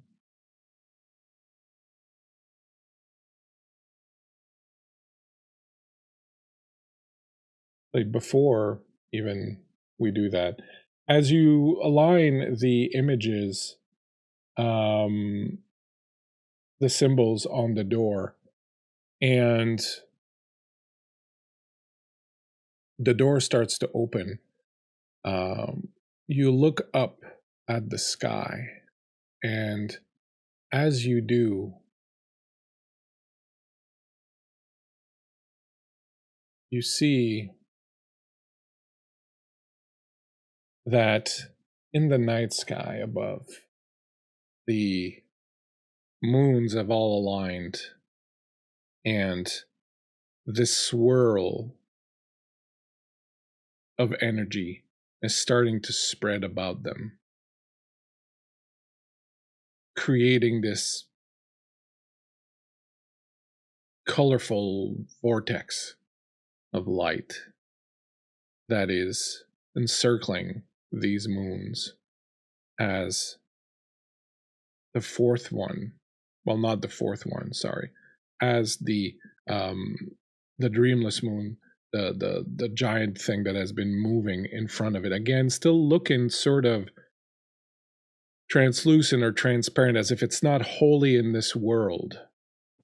And I would say, Miko, that Mattis at this point is probably starting to put two and two together, that wherever this moon is, it's probably in the world of Eidolon, where it came from, and it's only partially here, or it's transferring here. It's an echo of something that exists in Eidolon, and not actually physically here, but it is slipping in front of the other moons. But as it does this, you see something that strikes you with awe, especially you, Mattis. You remember the discussions you had with Tavain about the whole point of this observatory and the whole point of Delvorminath waiting 1,000 years now for this conjunction of the moons was to reveal a fourth hidden moon called Sanctus. This fourth hidden moon, according to what Delvorminath believes, is some kind of slumbering celestial being that has been long dormant, and there are secrets hidden there that he's been trying to get since the Illumines. And this was his first shot since then at getting in.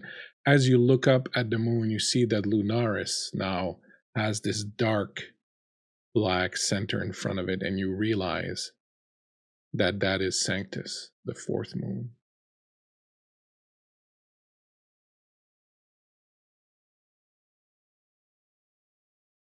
I think that Mattis is staring at all of this in fascination.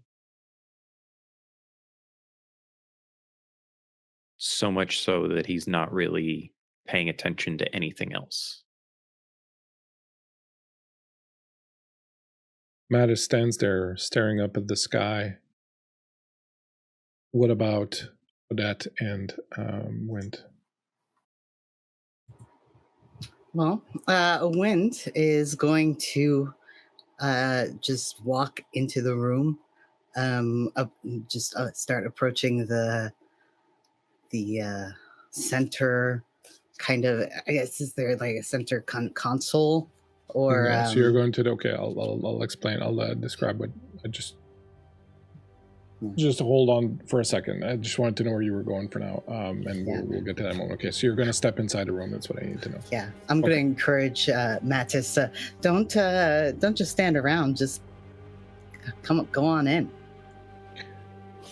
What's Odette doing? Nursing some wounds. Behind the group at this point, not far, just standing behind the pair. Looking over them too to make sure that they weren't hit by anything, but that's more what my purview is. I'm waiting to be told what to do next. Mattis, I have a question for you. Yes. What's the main emotion you're feeling as you're seeing this?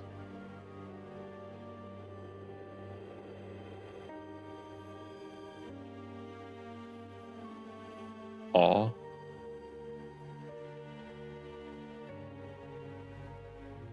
Because he's seeing something that no one else in the world can understand as well as he does in this moment,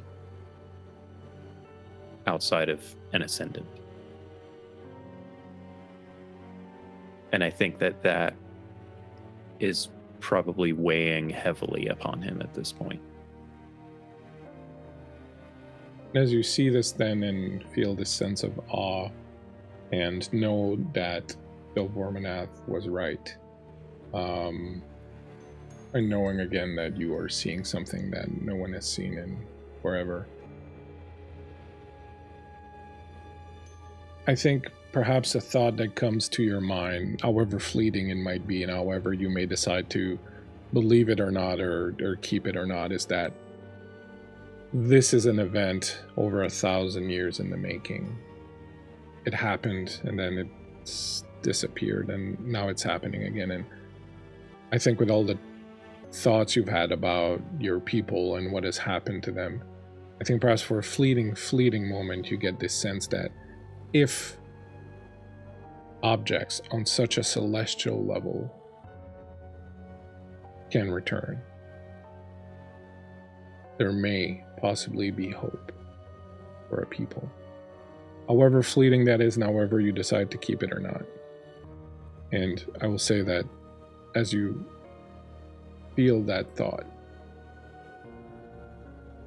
you'll lose one shadow point as a little bit of darkness and weight on your heart is lifted. That fleeting moment of hope, whether you decide to keep it or not, it's totally up to you. Yeah, I think that thought does stay with Mattis enough to kind of shake him out of his awe. And he actually hears Wint at that point. And then both kind of drift to the back of Mattis' subconscious to linger as he starts looking about the room and just says to Wint, right, yeah, we should go, right? The room itself is basically just a room the size of the base of the tower. There are no other rooms in here. It is a large, empty space, but as you step inside of it, you notice that the floor is cracked open, but not cracked open as if cracked. The stones have literally lifted off. And out of this hole is this strange, colorful miasma that hovers. And without really knowing why you think this, you get the sense that somehow it's alive as you watch it move and grow, and you feel the colors change. And without a doubt, as you stare upon it, you sense intelligence, power. Something ancient, primal, alien. And even with the small amount of time that you're here, you've seen it grow. And it retracts a little bit. But when it retracts, it's just a fraction bigger than it was before, and then it grows again as if something breathing, and then it retracts, but it's just a fraction bigger than it was before. Around the room, everywhere, are symbols and artifacts tied to Delvorminath, and when you stare up at the ceiling, where you expect to see the tower continuously get smaller and smaller until you'd see some sort of roof, instead, you see at the very top of it, as if looking out through the wrong end of a telescope, what appears to be some distant land, completely alien, almost impossible to describe. It is not the sky above outside, it is a completely different world.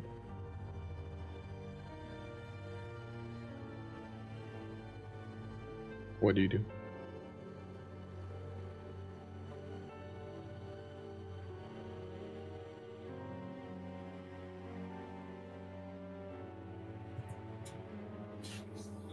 I think Mattis will initially be drawn to the miasmic presence at the center of the room, because to him, it's beautiful.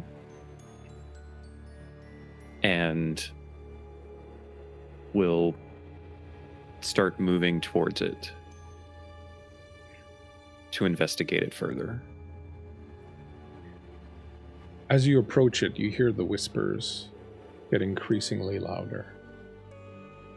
By the time you're about halfway to it, they are so loud as to be painful. You clearly detect an intent to communicate, but realize you have no way of understanding. And as you approach it and get this sense, you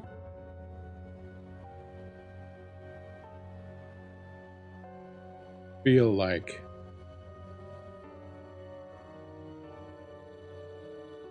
you would need some sort of interpreter or someone to understand what it's saying, and you just don't have that the words don't make sense to you. You can hear feel a clear intent, try to communicate. I'll start pulling up behind Mattis and be like, careful, Mattis. it's still trying to figure it out.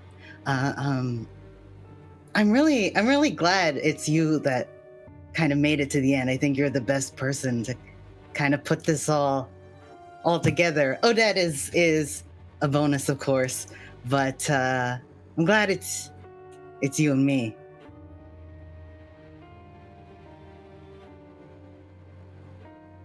Beg your pardon. So, what do you think is as coming with the conjunction? Do you know? I don't have theories, but not more than that. I'm really glad we got here in time. We're witnessing the birth of a new Ascendant, and I think we have enough time to make a little adjustment if we want to kind of, choose what happens next.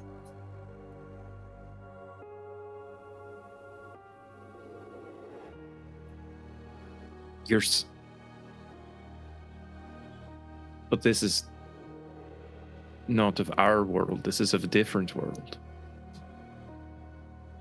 It's a conjunction. I've been trying to figure this out. Something terrible is coming. And maybe this can help us stop it. Or maybe this is what causes it. But I'm not sure, but isn't it part of the fun to find out? Fascinated, certainly, but I'm immediately drawn to the notion that 1,000 years ago this happened before. But there's always been theories that was related to the Ascendant. I've grown since then. We've all grown since then. What do you mean since then, Wint? Come now.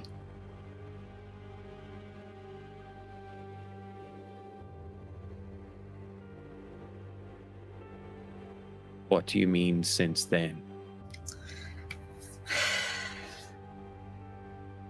I think so. Wint was. I needed something to get past the gods of another world. The cat's not real. The Wint's not real. I've always kind of been in charge of the Stormfall Lighthouse. I made a shell to kind of get me past. I'm sorry for the deception, but it had to be convincing enough to get past enemy lines, And if my followers are being attacked mentally, what would happen to me? So it's just a puppet to get through.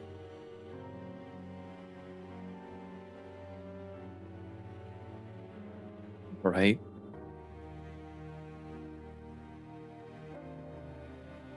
Are you saying that Wint never existed? Is that what you're saying? Yeah, the puppet, I put some memories in an empty shell, and there's no Wint's Wisterias, unfortunately, I think. So you're here then? Now what? Now we make a new Ascendant. We have a new person for the ranks. I at least I think. And while this is going on, outside, GINNY. Bleak. You feel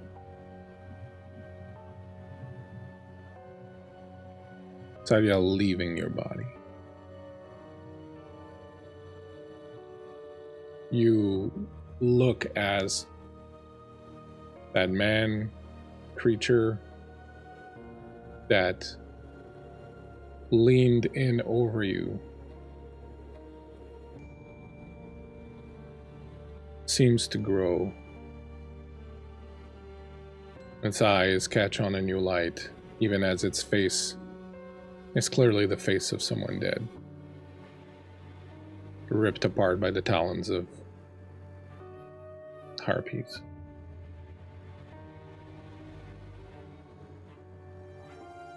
He tries to smile, but his face is too damaged.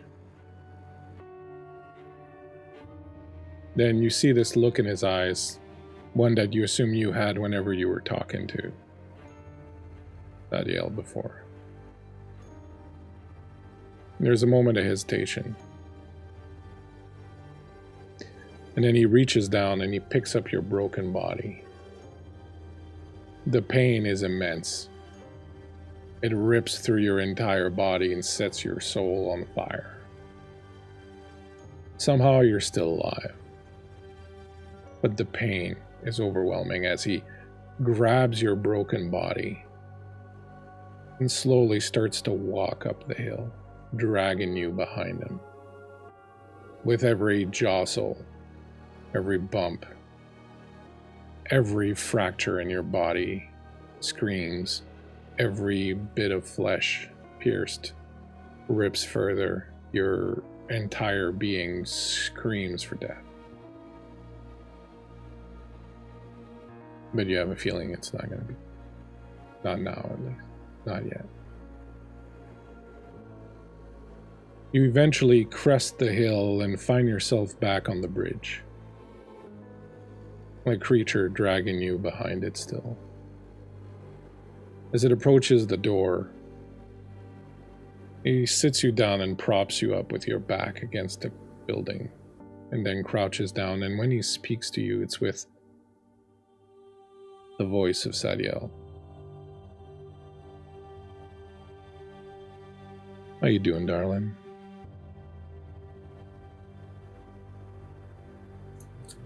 Am I able to speak? I don't even think I'd be able to like psychically speak. It would just be pain. Are you having some difficulty?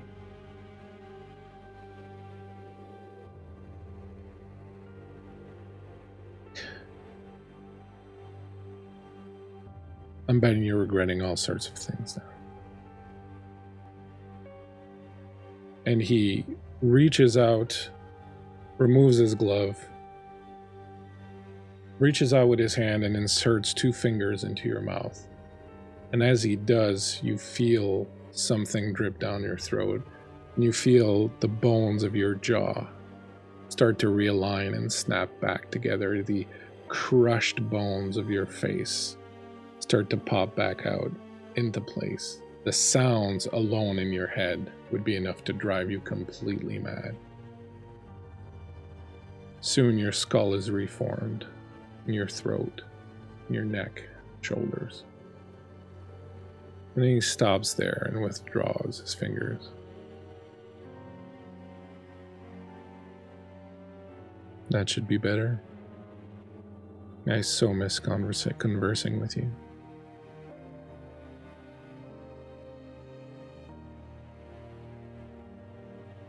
How are you feeling?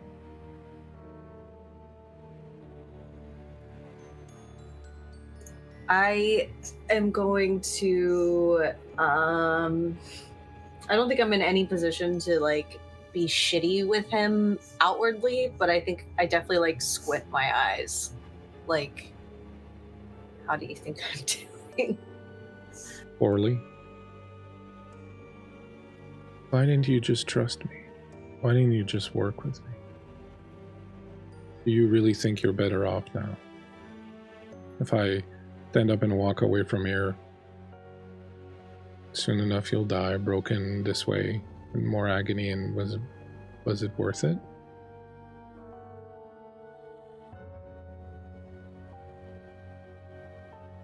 Are you going to heal me or not? I might. I still need your help. But I'm not big on making the same mistake twice.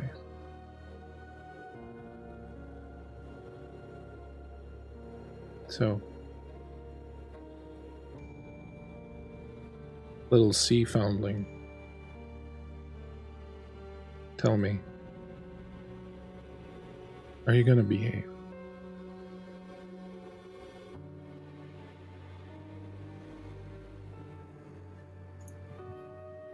Yes. I'll hold you to that. And he reaches out and places a hand on your shoulder, and as he does, you feel again the bones throughout the rest of your body start to pop back into place, and through some excruciating pain.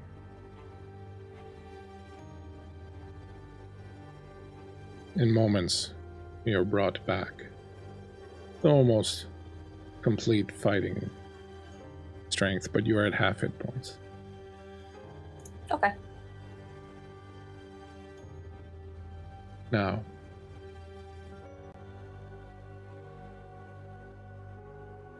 we're going to go in there. And there's only one thing I want. I need you to help me kill that thing in there. Eidolon.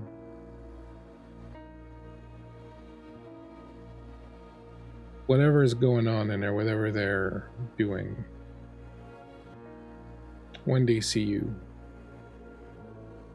they're going to be surprised. They're going to wonder, what the hell happened? How did you come back here? I don't really care what you tell them. But you get their attention and you hold it. Well, I do what I have to do. And then once I've done that, and once I've sacrificed Eidolon to the dreamless moon, to my god, which you look up in the sky, you can see the outline of it right now moving in front of your moons. That's him right there. That's my god. And once I sacrifice Eidolon to him, they have a very long-running feud, you see. I'll be rewarded, and I will have the powers of a god, and I will use it to kill that wretched thing worshipped by the Virulines. And then once that's done, depending on how your friends act, I may let them live.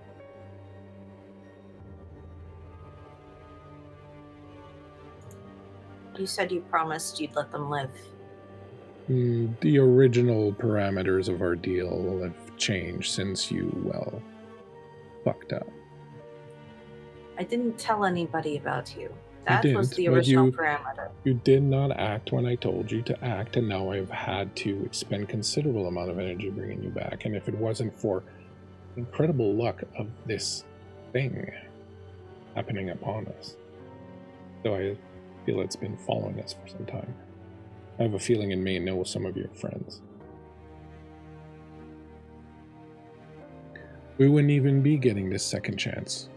And so in honor, or in celebration of being given a second chance, a third one, in fact, in my case, I'm willing to give you a second one.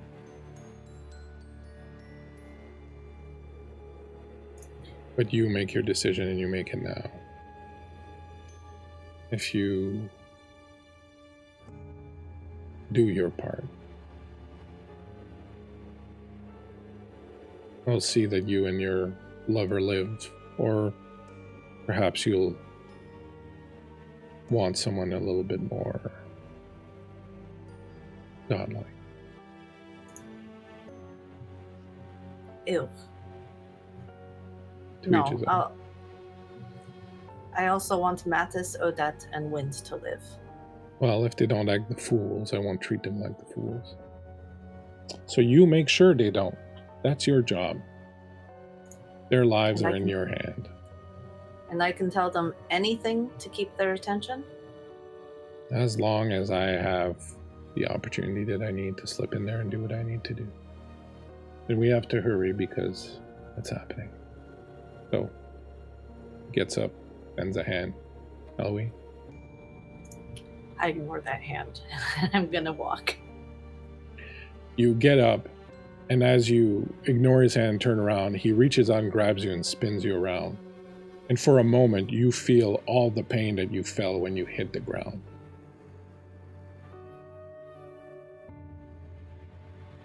I can put you right back where I found you.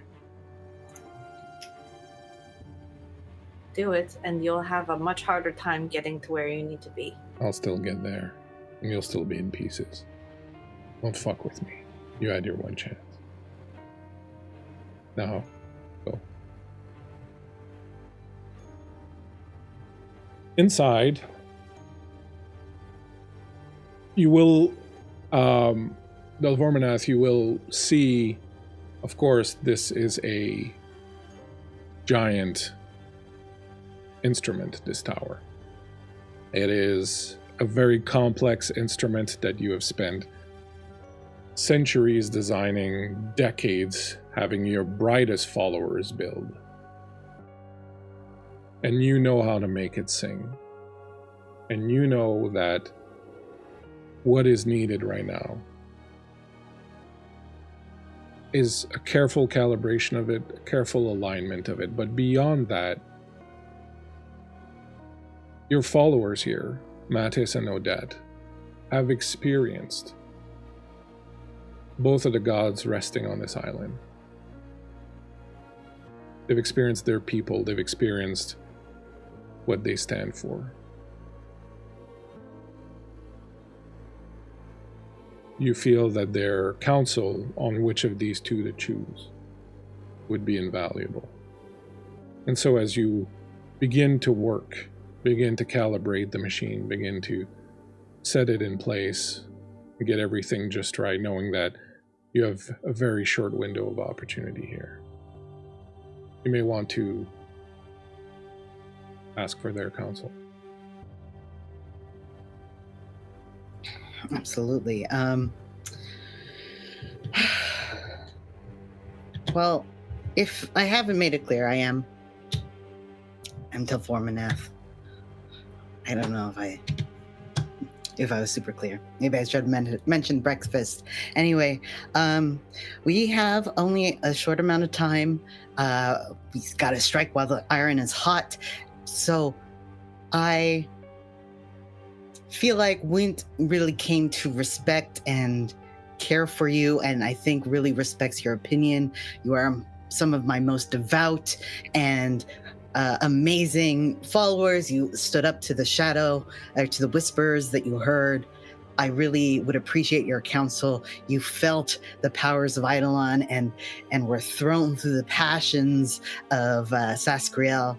Is that right? Saskiri. Saskiri.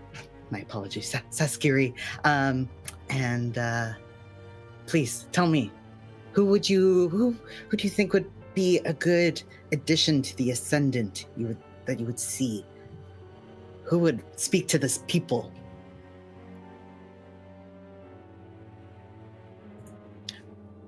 Who would help us pursue knowledge, really?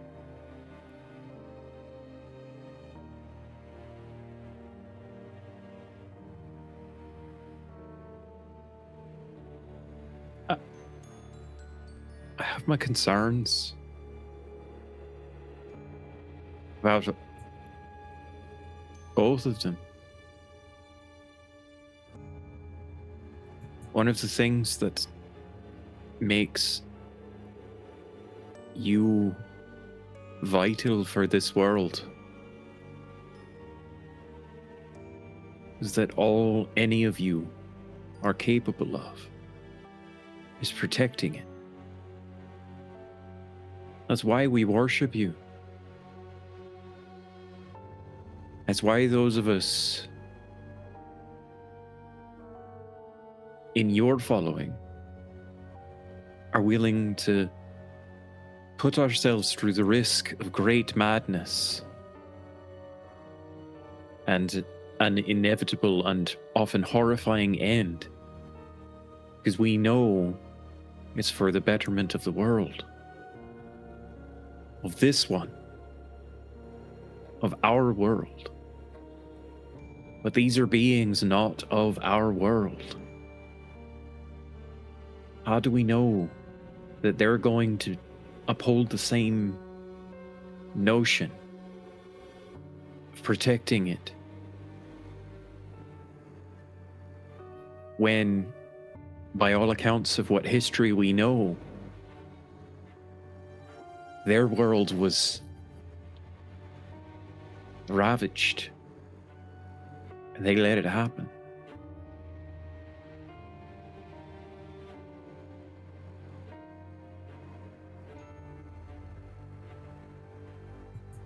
My faith comes from the notion that what I do, no matter how dark and twisted, has a purpose that can lead to protecting a soul.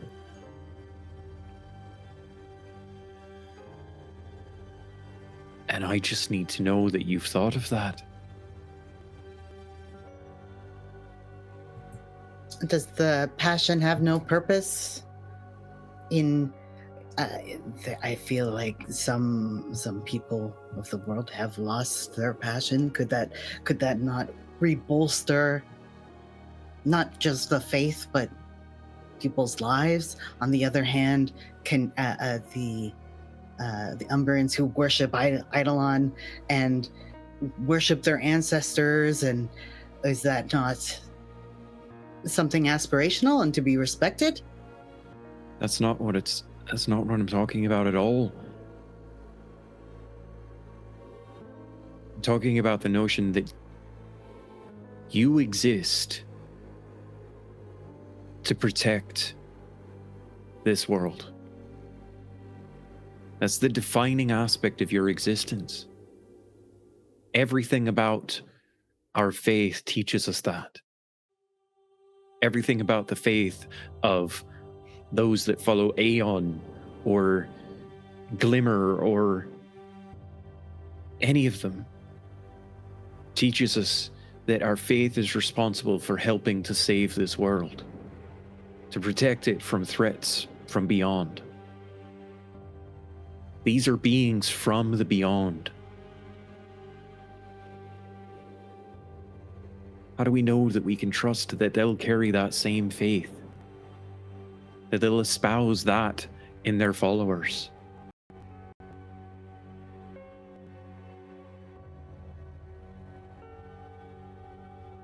I don't know.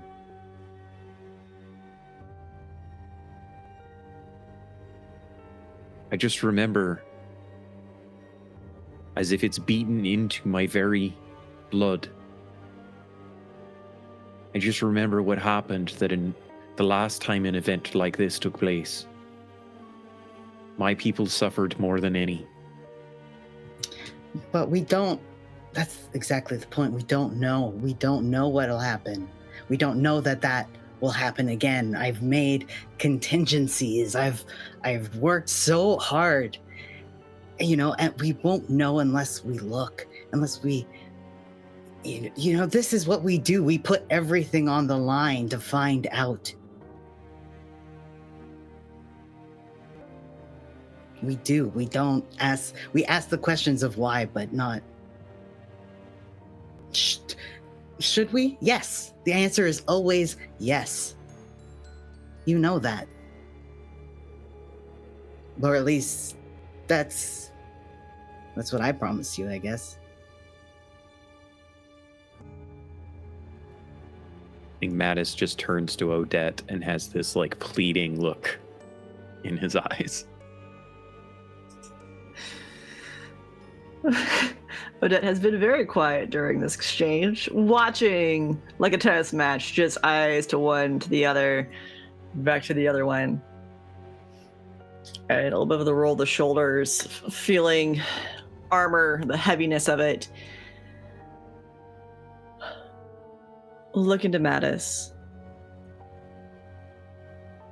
before sighing, looking to our Ascendant, to our God. My duty has been to protect your followers. For this oath that I have made of my own volition. If I must protect them from you, I will.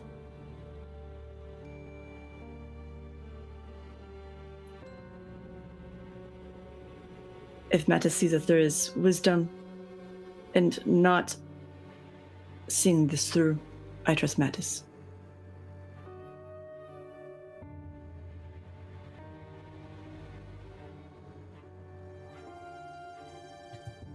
I'm sorry that you feel that way. Can I try to get you to come around to my side? Like, worlds never get to choose their gods. You did not get to choose. You chose me from several Ascendant, and I very much appreciate that. You are my most devout. But your existence was not from mortal choice. I understand that. But we get to do that now. No one has ever gotten to do that. Should we? As far as we know, yes. The answer is always yes. And as he says that, Delvorminath, you hear people approaching. And when you turn towards the door, you see GINNY, and someone you recognize as Yorvin, one of the followers, the follower of Delvorminath that was with you when you journeyed to the island and during the fight with the Shriekers was taken away by them. He is following GINNY. His face is broken, his skin ripped apart, bones showing underneath, a dead light in his eye. He shambles forward. Oh my, me.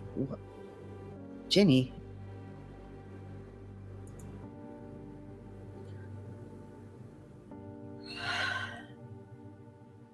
I think I have some explaining to do.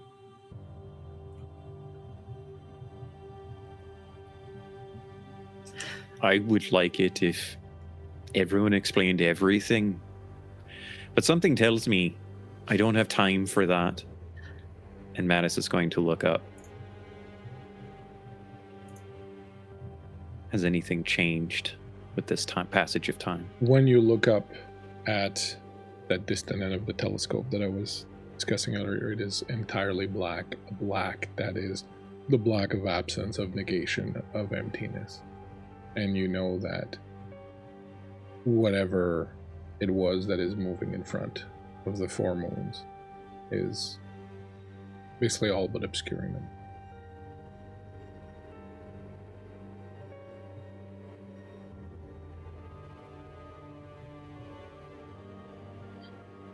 Well, I'm fine. Thanks for asking. How are you fine? I was brought back. How? By someone. It's now the time to be cagey. Not by choice. I brought her back. This place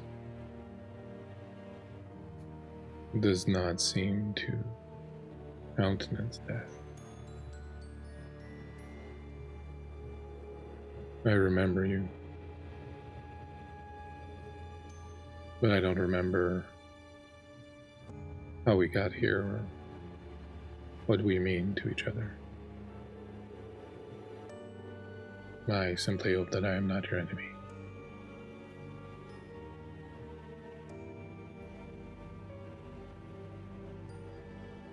Does GINNY react to that statement?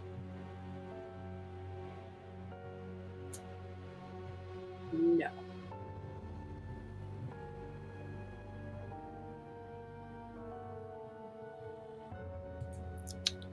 Well, I don't know that I want to say more the merrier. But just stand it back. You're gonna witness a birth.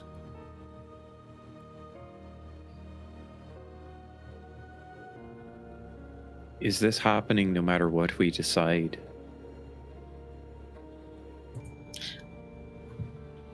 I mean,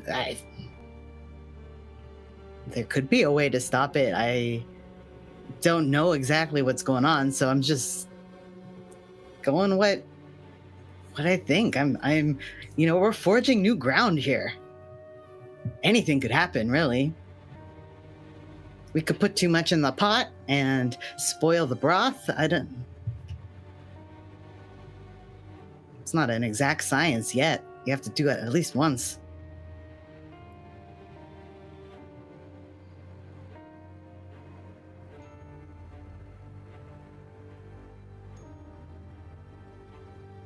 I can honestly say that for the first time in nearly 2 centuries,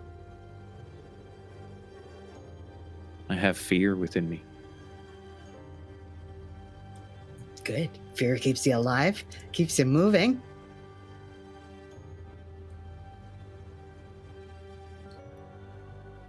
Why have I never felt it in so long? Why have I moved forward without fear until now?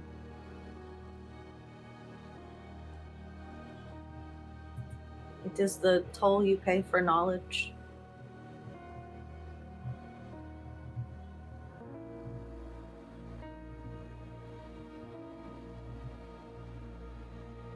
That is what you paid for when you decided to follow Delvorminath. No? If it was only me making that payment, I would make it gladly. But it's not. It's however many thousands, millions of people that come to worship whatever being gets birthed today. If we make the wrong choice, potentially the world feels that pain. There are worse options, believe me. Please do it quickly.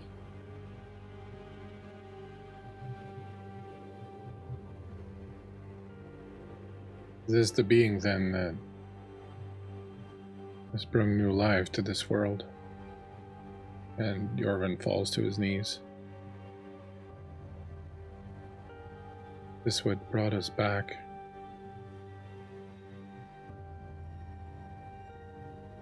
He falls down and puts his head to the ground. Assuming he's gesturing towards the Yes, the mass at the center of the room. miasma. Yeah, go on.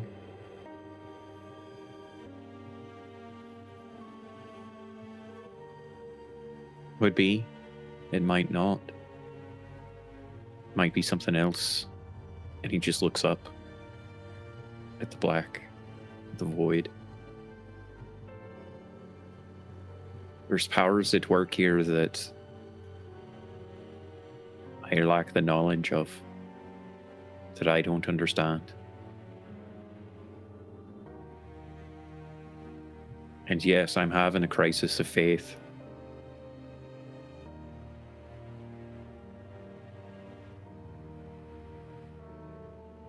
But wouldn't anyone? Be given clarity of vision. To know what one must do at all times. Is a fate worse than death? For it removes all the magic of uncertainty, the thrill of discovery. That is what Delvorminath teaches us. Man after my own heart. But this thing, whatever it is, transcends life and death, brought us back.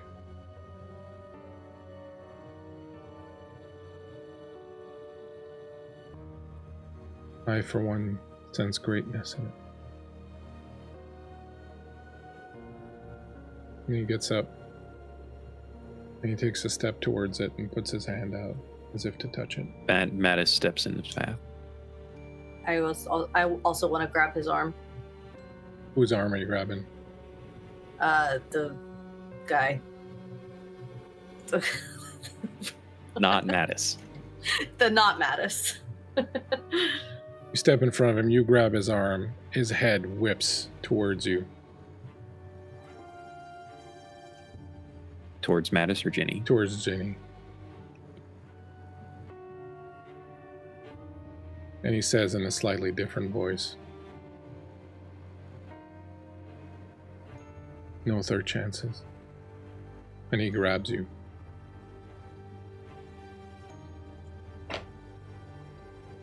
I had a 23. He grabs you and hurls you at Eidolon. Everyone roll initiative. We're not entering combat yet, but I want an order so that we can see who's doing what. Hey. Alrighty. I'm gonna use an advantage, please. Yeah, so Yeah. Kay, you are I'll use the one that Longspeed just gave me. You are in the Wint body, Kay, so you have Wint stats, which is unfortunate for Delvorminath, but is the way the cookie crumbled. Ain't that just the way? I forgot that I have an advantage on initiative rolls because I'm wearing the bracelet. Okay.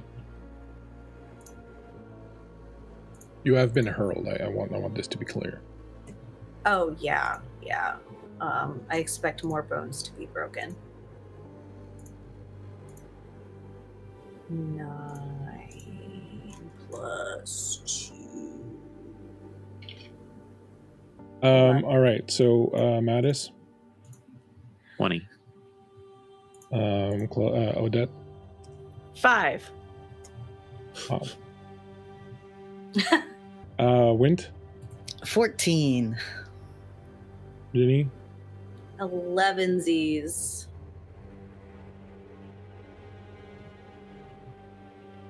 and I got 17. All right, my friends.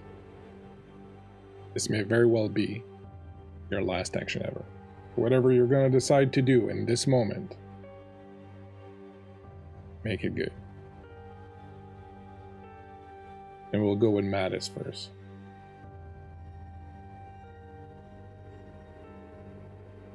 So Mattis sees Yorvin in this almost undead-like state, right? Yep. That's what it looks like to him. Yep. At the very least, Mattis has a core understanding that represents unlife, which is almost always anathema to the existence of life by religious teachings. And the being behind Except him, for the Umbrians, who believe that it is part of the whole. Right. Well, they believe in an ancestry, but not necessarily unlife. True. I get you. Yeah. And this being, this miasma that we believe to be a being, that we believe represents Eidolon, is a being of life, right?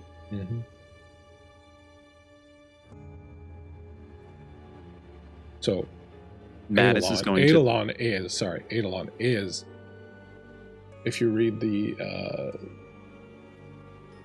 let me reread you I put them in our chat. You can have them, but Eidolon's an ancient primal god, a being that is both the divine and the very essence of the planet. Eidolon is the embodiment of life's endurance, its strength, its ability to remember and transcend the cycle of time. Its followers, Eidolon is not a distant deity, but an omnipresent force that lives within the earth, the sky, the living creatures. He is the memory of every seed sown, every stone place, every battle fought, every soul has ever breathed. His followers believe that Eidolon is an eternal cycle, neither purely God nor purely earth, but a union of both. He is the planet's pulse, the strength of its mountains, the flow of its rivers, and the depth of its memory, stretching across millennia and beyond.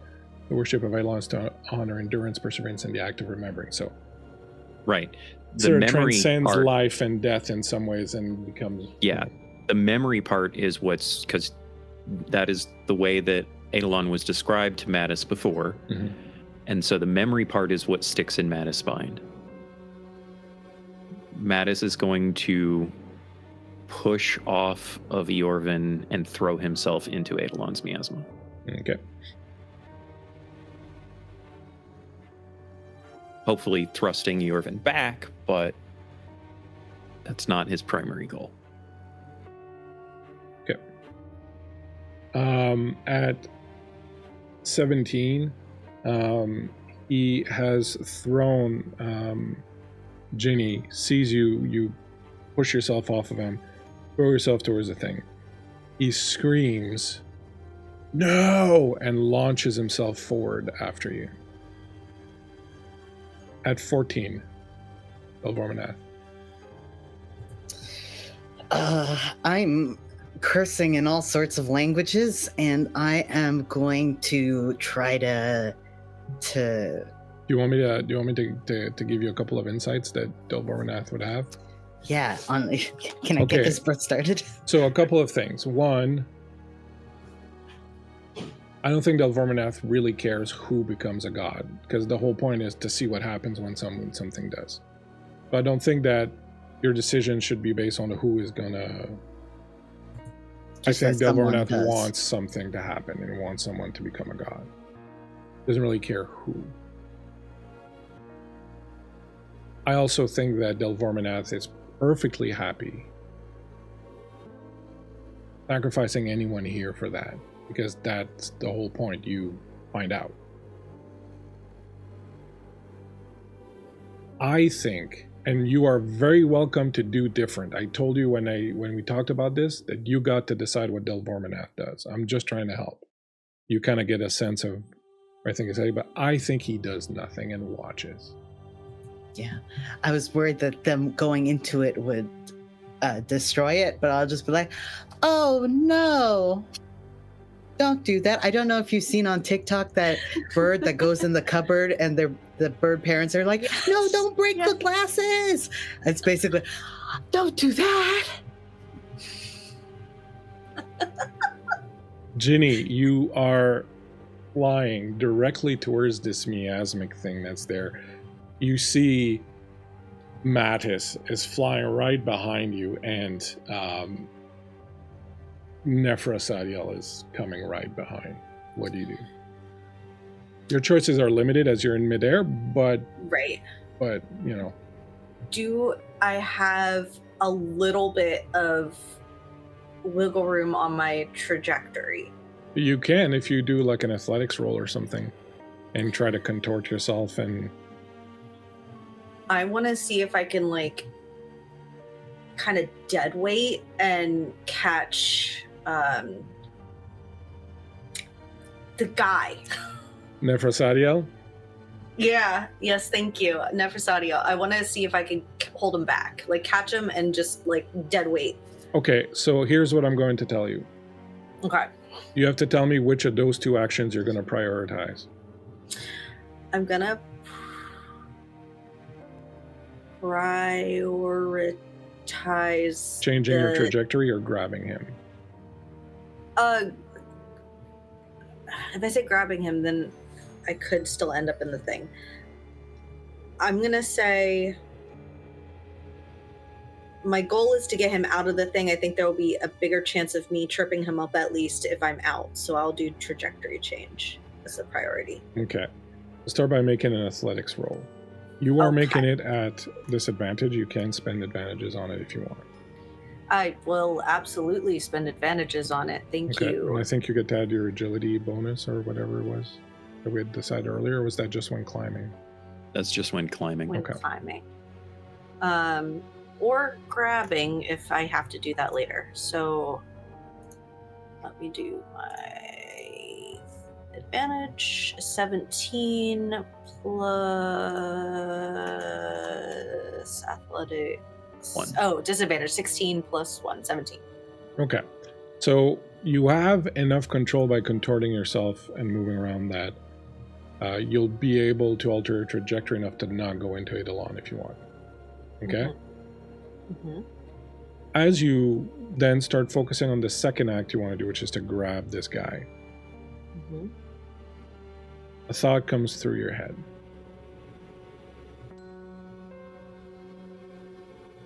You may not be able to stop him, but that's a different story. You may not be able to grab him, but that's a different story. But if you do, you are certain he will kill you. Yeah, but if there's a chance Mattis can stop the whole stop him from going in, and I can stop him from going, and I'll take that chance. Okay. So you are going to make a attack roll to grab him. Okay. That's straight disadvantage, and you can't spend any advantages on it. Like, this is your secondary action. It's going to be a pain in the ass, plus he's got a lot of power. He's a very powerful being, so he's going to have some juice, but you're very welcome to make that 2-hit roll. Okay. It's just the d20s, right? Yeah. Okay. Oh, an 11 is my disadvantage, and whatever the thing is. That's probably not going to hit. It's probably not going to. No, it's not going to be enough to grab him. You reach back, and your fingers just sort of glide along his leather clothes, and you just close your fist on air. However, you get to decide now, where do you want to go? Do you want to keep the trajectory and go into the thing, or do you want to hit the floor? I would like to go in. Can I just go in front of him? Like, that's no, you can't where fly. You're ahead of him, and like. Oh, I'm ahead you of can him. either you can either fall to the ground like you wanted to, or you can keep your trajectory and fall into Eidolon. Oh, I'm gonna fall to the ground because hopefully I could trip him up. Okay, you fall to the ground. Yeah. You drop, boom. Your teeth rattle in your mouth, but you're good. You don't take damage from that. Odette at 5. You're standing there watching all of this go down. There are words that echo in your brain as the smell of the scarf envelops your senses. A piece of advice to care for yourself first and foremost. But do with that what you want. Oh, trust me, the temptation just to be like, I'm good, and walk out of the room has been strong for a minute. I've been juggling of what to do here. I think Odette's watching this whole scene play out. Not sure why Mattis threw himself into the miasma. Not sure why we don't want this guy touching it either. There's a lot of missing pieces happening, and happening so fast. I'm not sure if Odette's the kind to connect the dots. But what she is aware of is what she already said to Delvorminath, and realizing that all this is all his fault, all their fault. I think we're gonna turn, look at Del, who's just watching it happen, and pull out my sword. And just a very simple, this is your fault. You could have ended this much sooner. And try to attack Del. So this is what happens. Yeah. You draw your sword and move on Delvorminath. Delvorminath, you think, this is really interesting. I wonder how this is going to end. In Eidolon, you, Ginny, fall to the ground, roll, look. As you look up, you see Mattis hit Eidolon and be absorbed. You see Sadiel with his big red-bladed sword go in right after him and punch in with the sword as he also gets absorbed into Eidolon. You see that quivering mass of colors start to fold in on itself. You don't understand it. The whispers get insanely loud. Odette, you, and even Delvorminath, you fall to your knees as the dying screams of a godlike being echo through your ears. You unfortunately do not have the skull of the Umbrian to understand what it says. But there is no mistaking that whatever is happening to it, it is painful. and it is dying.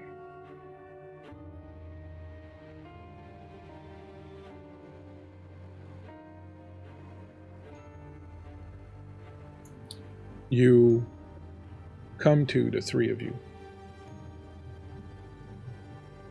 There is utter silence, and it takes you a moment to realize that's because you're deaf. You lie on the floor of the tower. The miasma is gone. The tower is inert. There is no more magic or any of that green power around it. You pick yourselves up. The shadow is all gone. You look around you. No sound, none whatsoever. You see the other two start picking themselves up. Odette, Delvorminath, GINNY.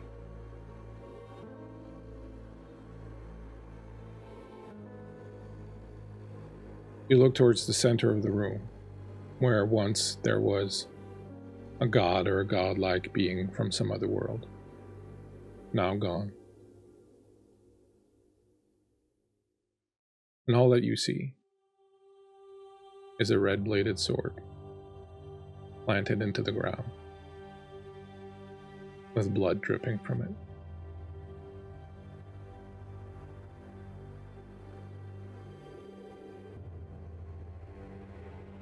And that, my friends, is where we will end. Shadows linger. Oh no! Oh A little dark Ysterra tale. no! Okay, I'll see you guys all next Wednesday for the next episode, right?